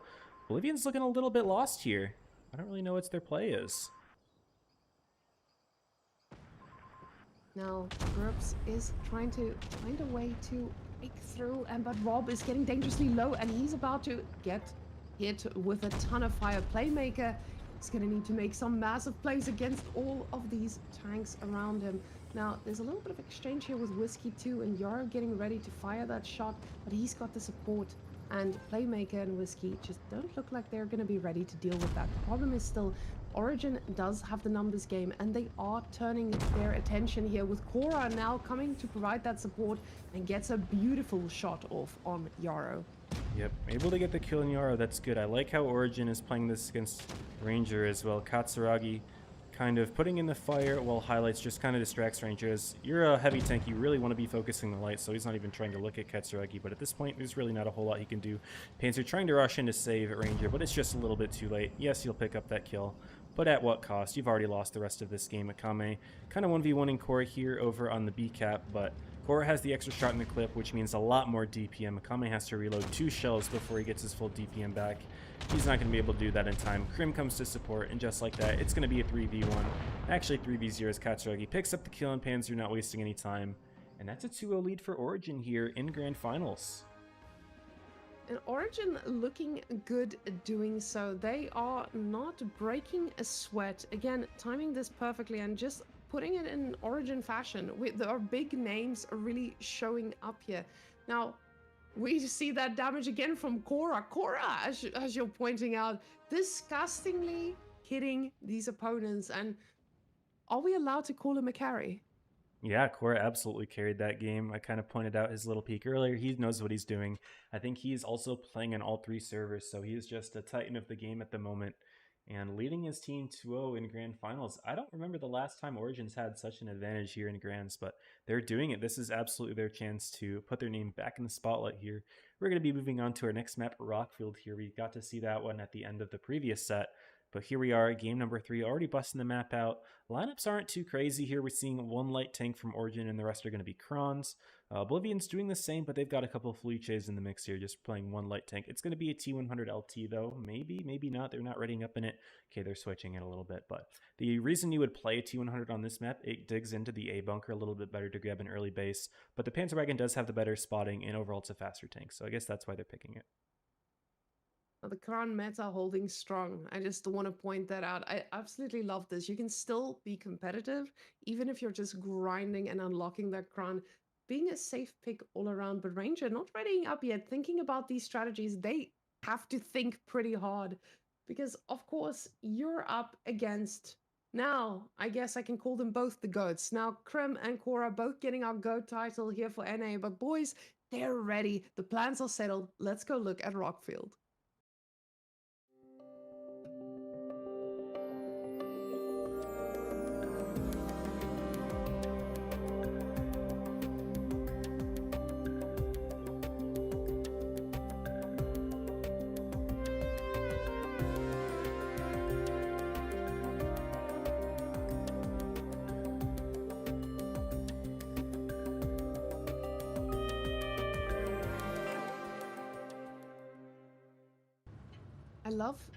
I love that the map's name tells us exactly what to expect from this battle. We've seen this in our previous set. Sitting behind rocks is the name of the game. But now with those initial movements, we see all of the movement out there going to be towards A and B from the side of Origin. But there's still a thought here of Oblivion to go towards that C, but they do have some spotting underway. That was a little bit of an awkward climb there for Mahai. He got himself stuck to the point where he couldn't back up. Panzer definitely could have fired his gun there, put the shot in when he was spotted, but elected not to do it, I suppose. Either that or he wasn't quite in position, but they find each other. Everyone else, though, going towards the A side. Now, I do want to go back to a little bit of comment that you made right before the map intro about calling Cora and Krim the GOATs of NA. I hesitate to go that far just yet. I don't think Krim has won the NA season before. This might be his first. If he's able to do it, Cora definitely has been here long enough to make a claim to the title, but yeah, we'll see. They've played on all 3 servers. I don't think either of them have won a server yet, so this is their chance to finally do it. Now, again, a lot of action on A, just like the previous game, and nobody taking any risks on C. Oblivion, they do have eyes on there, so if that heavy tries to dip its face in Rob, getting a little bit comfortable moving forward, but Korra gets a little bit of damage in him. He does need to be a bit careful with the information now they've got, and very soon Panzer is going to have the information of, hey, there's two moving to C, now's the time to attack. Yep, we're seeing Oblivion make the play that I was expecting potentially Joker to make last game, where they push Kronz up forward here, kind of take the center. Thankfully for Origin, they don't have the tank in that position to get nuked, because that could have been scary for them, but they are taking the initiative, trying to grab the A base. On the other side, though, Origin having 2 tanks against Panzer's 1, they're going to have an easier claim to C. They'll definitely be able to grab the base lead first. And yeah, HP is flying between both teams. Origin a little bit on the back foot on the other side, but having the camp lead is a greater advantage than what we are seeing right now. But it's not just about having the cap lead here. We also have a positional thing for Oblivion where they can easily now push, I say easily, they can push forward with the numbers game. But on the other hand, Origin just keeping that C spot perfectly fine. And now Origin backing off a little bit from A, not wanting to risk this too much. You can see them slowly moving backwards as they know they might be outnumbered here on A side. Yeah, it looks like Dizzy was trying to make a play into B. Origin was aware of this. They put a few shots in him. He's already down to 1500 HP, so already in the territory of being double clippable by those Kronwagens. In Oblivion, they're moving forward a lot, but they are losing a good amount of HP. Ranger, Yarrow, Dizzy, Group, Gent, Panzer, all are on half HP, give or take. It's looking really scary. If Origin's just able to hold on a little bit longer, allow those clips to reload, they can push forward and just start flying off kills. Highlight is already making a lot of moves there at the back. Playmaker here on the front lines. He does feel like he's in a dangerous spot, but he's actually not the one in danger, as a Ranger behind that rock is just getting fired every single time he moves his pretty little face. So unfortunately, this is still a very dangerous spot for Oblivion. They pushed out, but the cost was so heavy. Yarrow actually taking a pretty decent shot here from behind the hill too. Prum and them are just playing this masterfully. Yeah, and I like how Origin, they aren't pushing it. They don't really have to do anything at the moment. They get the crossfire kill on Ranger. They're just playing for position here. There's no reason to shove into all of these Clipper tanks and potentially throw a tank away. When they have the positional advantage, they're catching Gent off guard there with a permatrack. He's going to go down to Criminal here. And yeah, they're just closing and they're like constricting on Oblivion like a snake of some kind here, and they're absolutely choking them out. They're almost triple the HP, and we're only 4 minutes into the game here. This one, the absolutely most dominant game from Origin so far this set. They might even 7-0 Oblivion here. I don't see how they're even going to get a single kill this game. Especially when you have shown such dominance. Oblivion, it feels like they're a little bit outmatched here. These guys just making an absolute dream team. And quickly, game being over. Rockfield is donezo, but Desert Sands is next on the menu. Now going into map 4, this is starting to get a little bit scary, and not honestly something I expected to see in a grand final. Yeah, absolutely. Origin have absolutely dialed themselves in here. I'm very proud of what they're showing off here. Oblivion, with all those matching avatars, you'd expect it to inspire maybe little brothers in arms, a little bit of confidence here, but Rob on top of damage this time. Absolutely good stuff from Origin. The most landslide of a game that we've seen so far today, and they show no signs of stopping. I'm really nervous here for Oblivion. They don't have many chances left here as we move into our next map, Desert Sands, waiting for everyone to ready up. Already seeing one somewhat interesting tank here. The T-22 might sneak himself up on the plane. We'll find out, but everyone's almost ready to go already. Now, these guys seem to be all ready so quickly, and you would think that between these matches, they're sitting back and they're like, hey, let's talk about it. What are we really doing going forward? But it feels like in those last moments when they maybe see, hey, we've lost the advantage there. Let's see what we're going to be doing next. Or they're just so well prepared. It's like when you go into a math exam, it doesn't matter how much you talk about it. You know what the game plan is. You're either going to do it or not. But these guys, they are being very meticulous about this. I love the fact that Korra is the one that is the final one to ready up every single time. You can see he sets the pace for the game. He's like, ready up, boys, but we're going to talk about this. On the other hand, though, Oblivion, they're pretty quick to click those buttons. They're getting ready for it, but they need to get a different game plan here, because right now there is a team in charge and it's not them.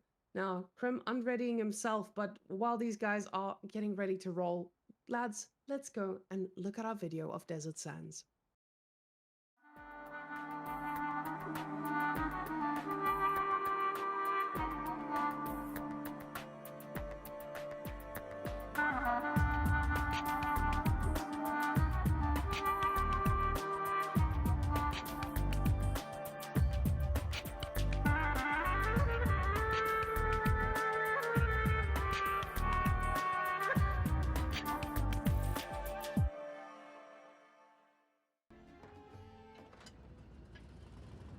We are game number 4. The reason I think these teams ready up so quickly, you know, in Blitz, players prepare by having a mini-map with all of the tanks marked in position, so everyone knows what to drive, and since there's only one spawn in each map, both teams know which spawn they're playing. They already know their lineup, they just gotta switch to it and click the ready up button. Just like that, though, we're seeing a crazy aggressive opening play here from Panzer, driving across the dune here. He actually tracked himself by hitting the ground super hard, but what's this here? Ranger getting absolutely nuked on the crossing. Origin's got good spots onto Oblivion, and just like that, Ranger's already down to 600 HP on the crossing here. Origin's off to a very strong start. Oblivion maybe a little stronger positionally with Dizzy there, but just like that, Origin's going to bring 3 Kronvons in. They're going to have to push him back real easily here.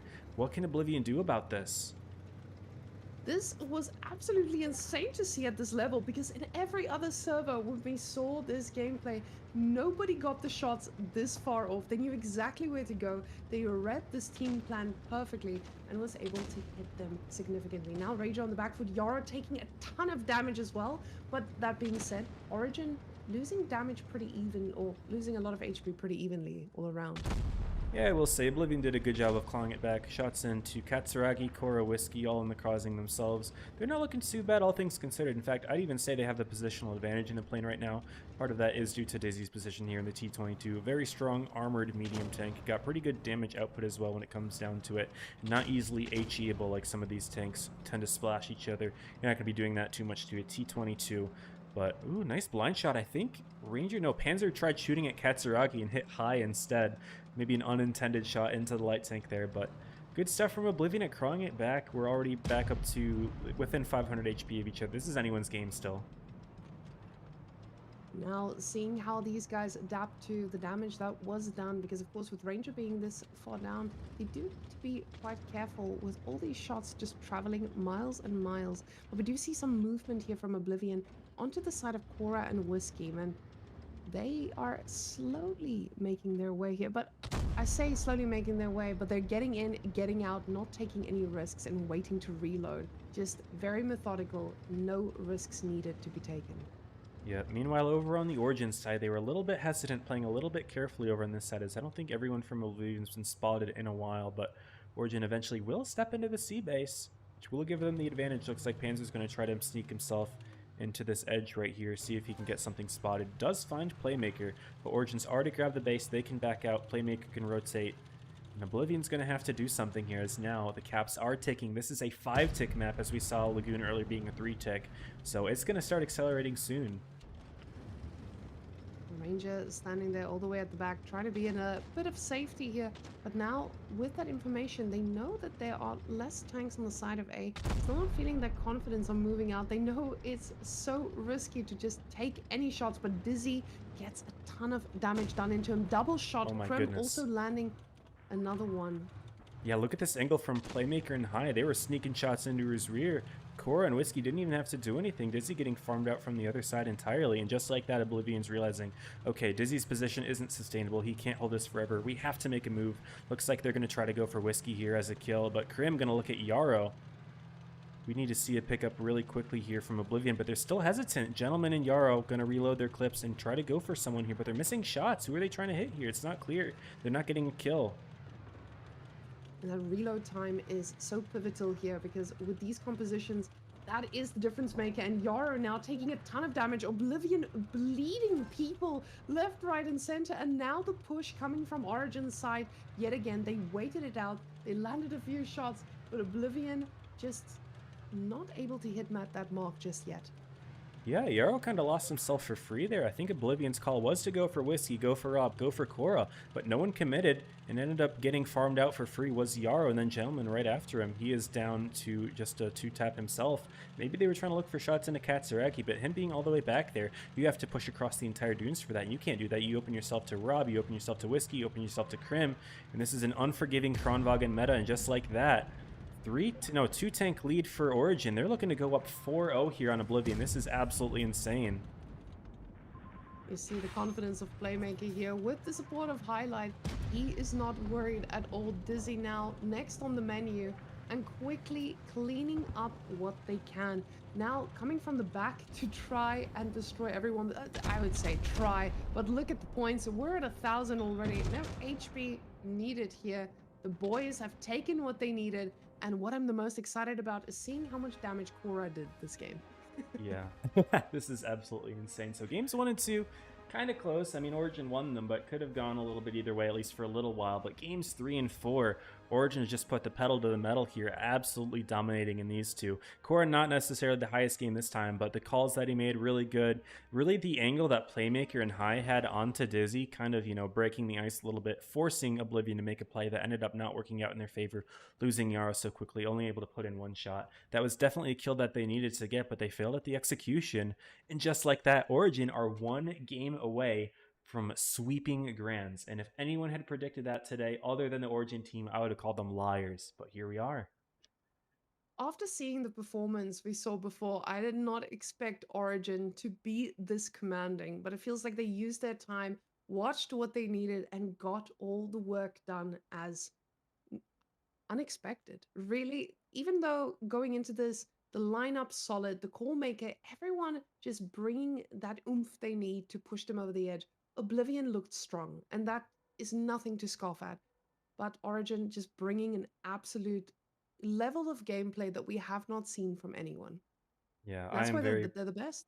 Yeah, I'm very proud of what they're putting on right now. It's been a long time coming. Origin have been trying for so long. They've won before. They're looking to get another taste of victory again, but Joker had always said no, said no, said no. And now, you know, them beating Joker in the upper bracket final, sending them down to lowers, that was, I guess, the confidence that they needed to come out today, prepare. And now they're beating Oblivion into a pulp here. I would be very surprised to see Oblivion taking this next game just by the way that Origin is playing. They might be rated up in 7 Kronvons here to end it all. Or I guess I can't say it too early, but that's what I'm predicting after what we've seen so far. Now, in another world, I might think that this is a meme strategy, but we've actually seen this just being played. People are just picking full Kranmans and feeling great about it. That's the comp. That's the comp you go with. But Whiskey switching things up, going for the Felice. He was just not going to be playing into our dream of the Kran only composition. Yeah, as much as people like to complain about the Kronwagen being kind of like a broken tank, and it's, you know, it's the meta tank, and you can run so many of them, and it doesn't really matter, like, you know, what else you play because the Kronwagen just beats it. One thing that I have to point out as a positive, this is a free tank. This isn't a paid tank that's dominating the meta like we've seen several times in the past. A free tank being the meta, you know, that's a good thing ultimately for the server, being able to play out tanks and not have to fork out hundreds of dollars just to be viable in tournaments. So I'm happy to see it. Anyways, let's get right into it, guys. Game number 5 on Naval Frontier. Will this be the end of the tournament, or will Oblivion be able to hold on?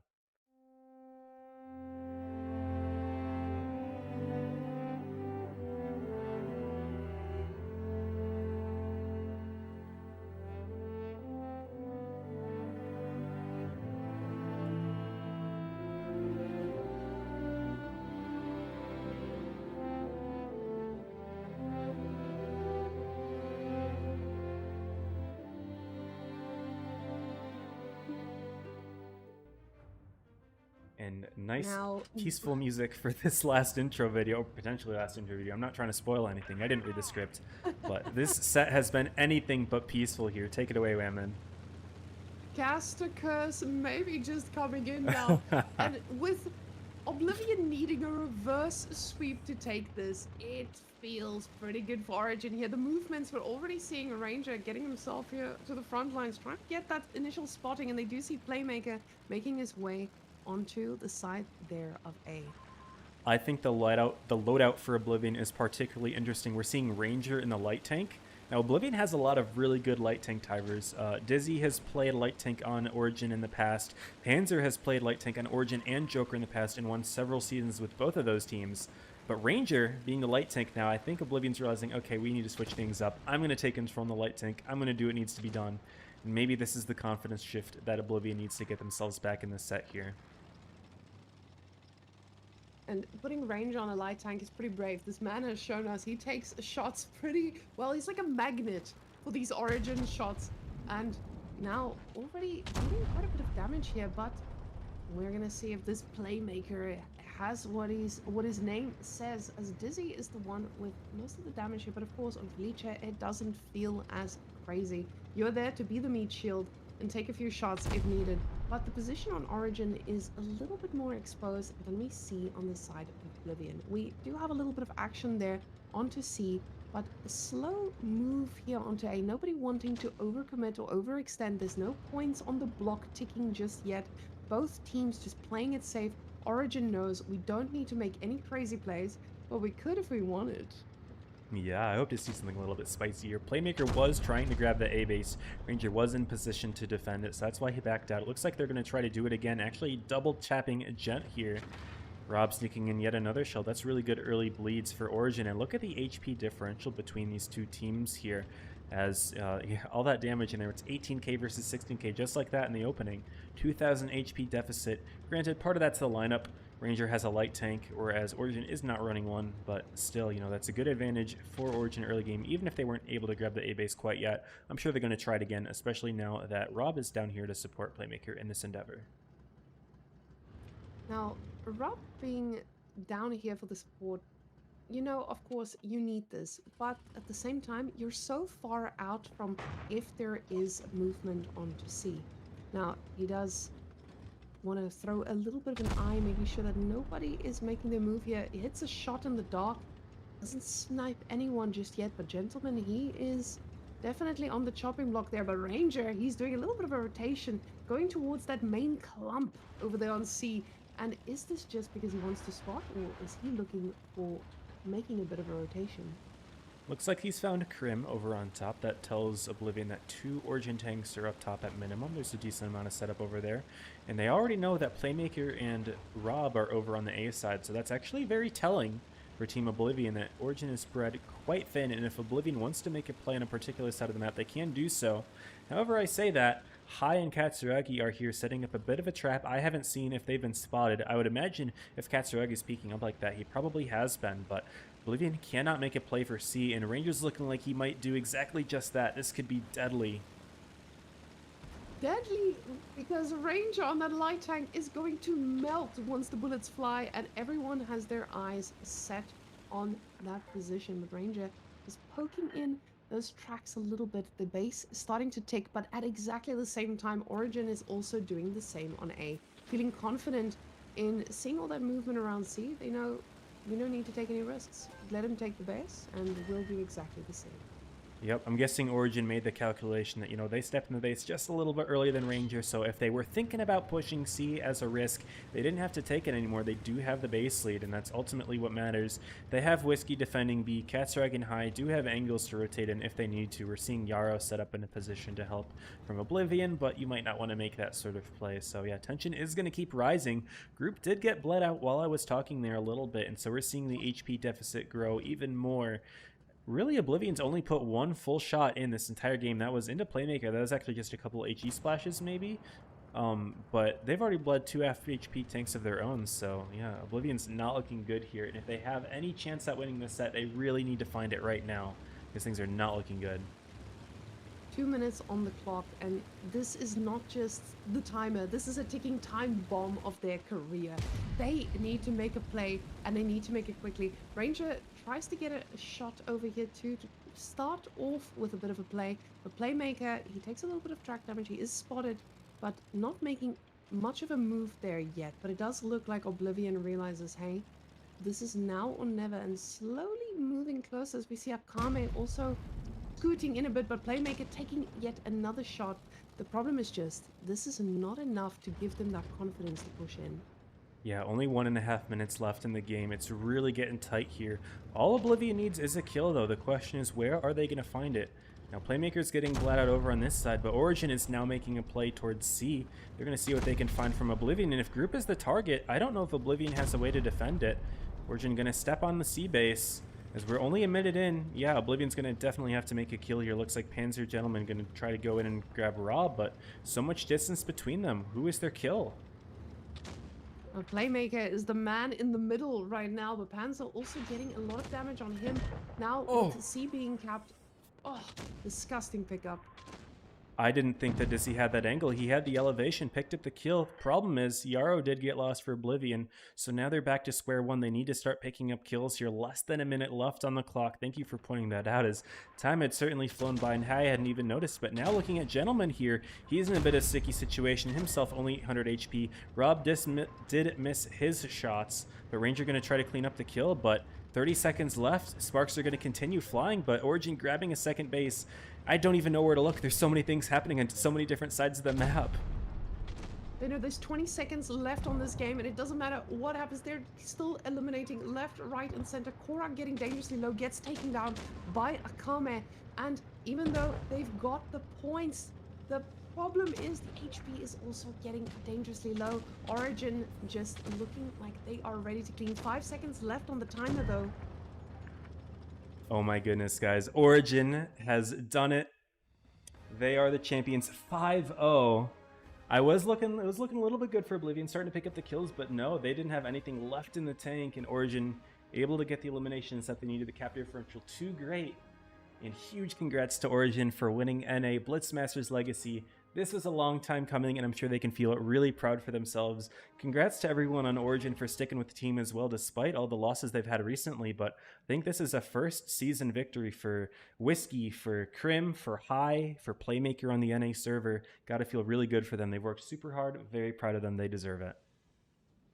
Some of these guys doing this game for hours and hours every day. You have to imagine that a lot of these guys playing cross server, they are playing in every single time zone they can, trying to just take that W across each server, being the one who might just push the team over that Legionnaire limit. And that's exactly why you have to be so careful when you pick them, and you know that they're the best of the best because they get picked every single time. Guys, this was our NA finals, and I'm so excited to see how this turned out. These guys just showed us their complete A game, and honestly, bringing the Legacy season to a close. We had a lot of action on APAC, a lot closer of action on APAC and EU, but NA, we now have a clear favorite and clear champion that will reign supreme, and I'm really excited to see what they'll be doing in our next season. And I'll say this again, guys, we're aiming for that to be around August. So get yourselves ready, get your teams assembled, because we want to make sure that this one is even better than the one we had here, with more coverage, more streamers, and I hope a lot more personality and a lot more memes coming out of it too. Absolutely, yeah. BlitzConf isn't going anywhere, guys, and everyone's been nervous with Reforged, but you know, they hired a new Wargaming tournament manager for a reason. She's not going anywhere, and you can already see she's very engaged.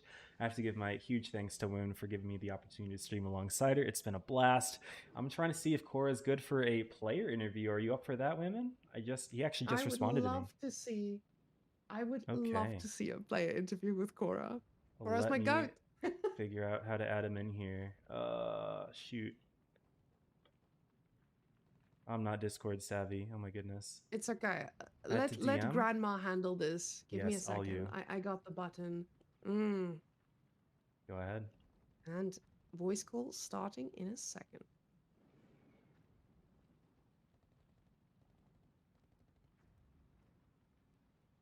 Hello. Hello, hello.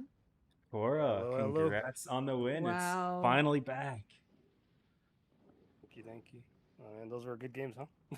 Absolutely, yeah. I don't think anyone expected that. That was amazing. You guys really put on a show. How do you feel?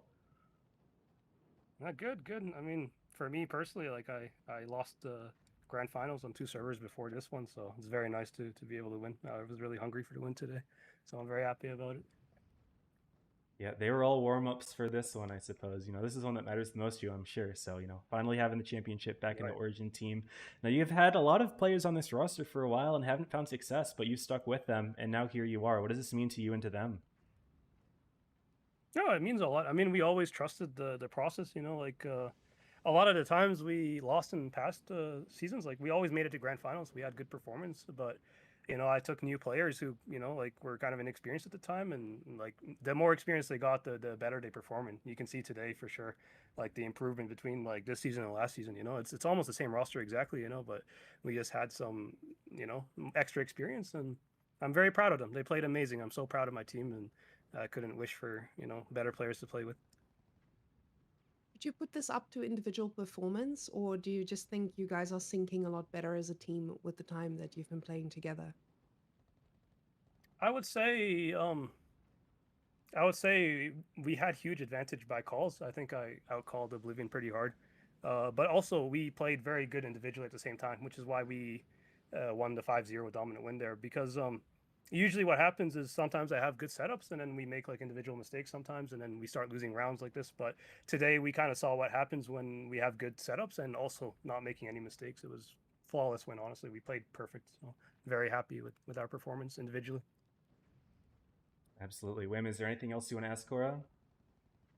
Cora, what's next for you guys? Are you gonna reign supreme on every single server, or is this just an NAW? I mean, I made grand finals in every server, so we will try to win Supreme every server as well.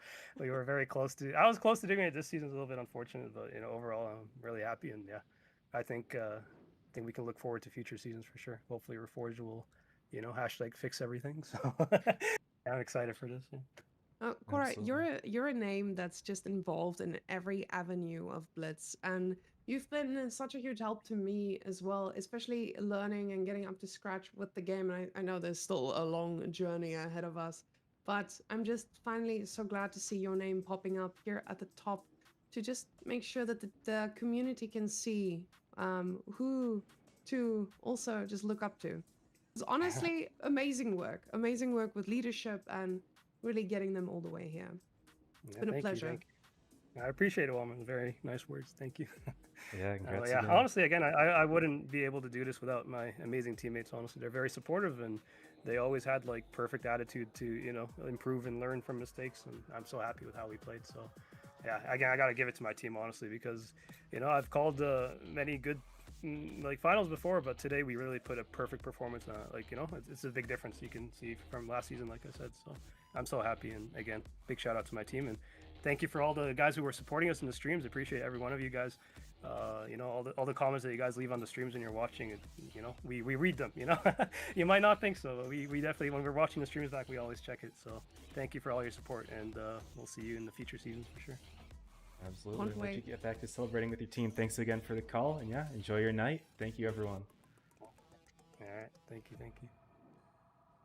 So for the All right. rest of you watching on YouTube, guys, we will be bringing our stream to a bit of a close, but of course, stay tuned for those of you watching on the portal because those rewards are ticking and they will be ticking all the way until the end there. So stick around, guys. This is still going to be nice little containers in your pocket. And if you get a good drop, go post it in the Discord. We would love to see what comes out of those very spicy crates we put in the mix. Any final words from you, Mr. 34? I don't think I have anything left to say. Core ended it quite well. Super proud of them. Super proud of all the teams that put on a really good show today. I am super excited for the future of competitive in this game. And yeah, I'll see you guys around. So if there's not anything else left to say, then I'll close it off as always. Stay safe. Happy tanking.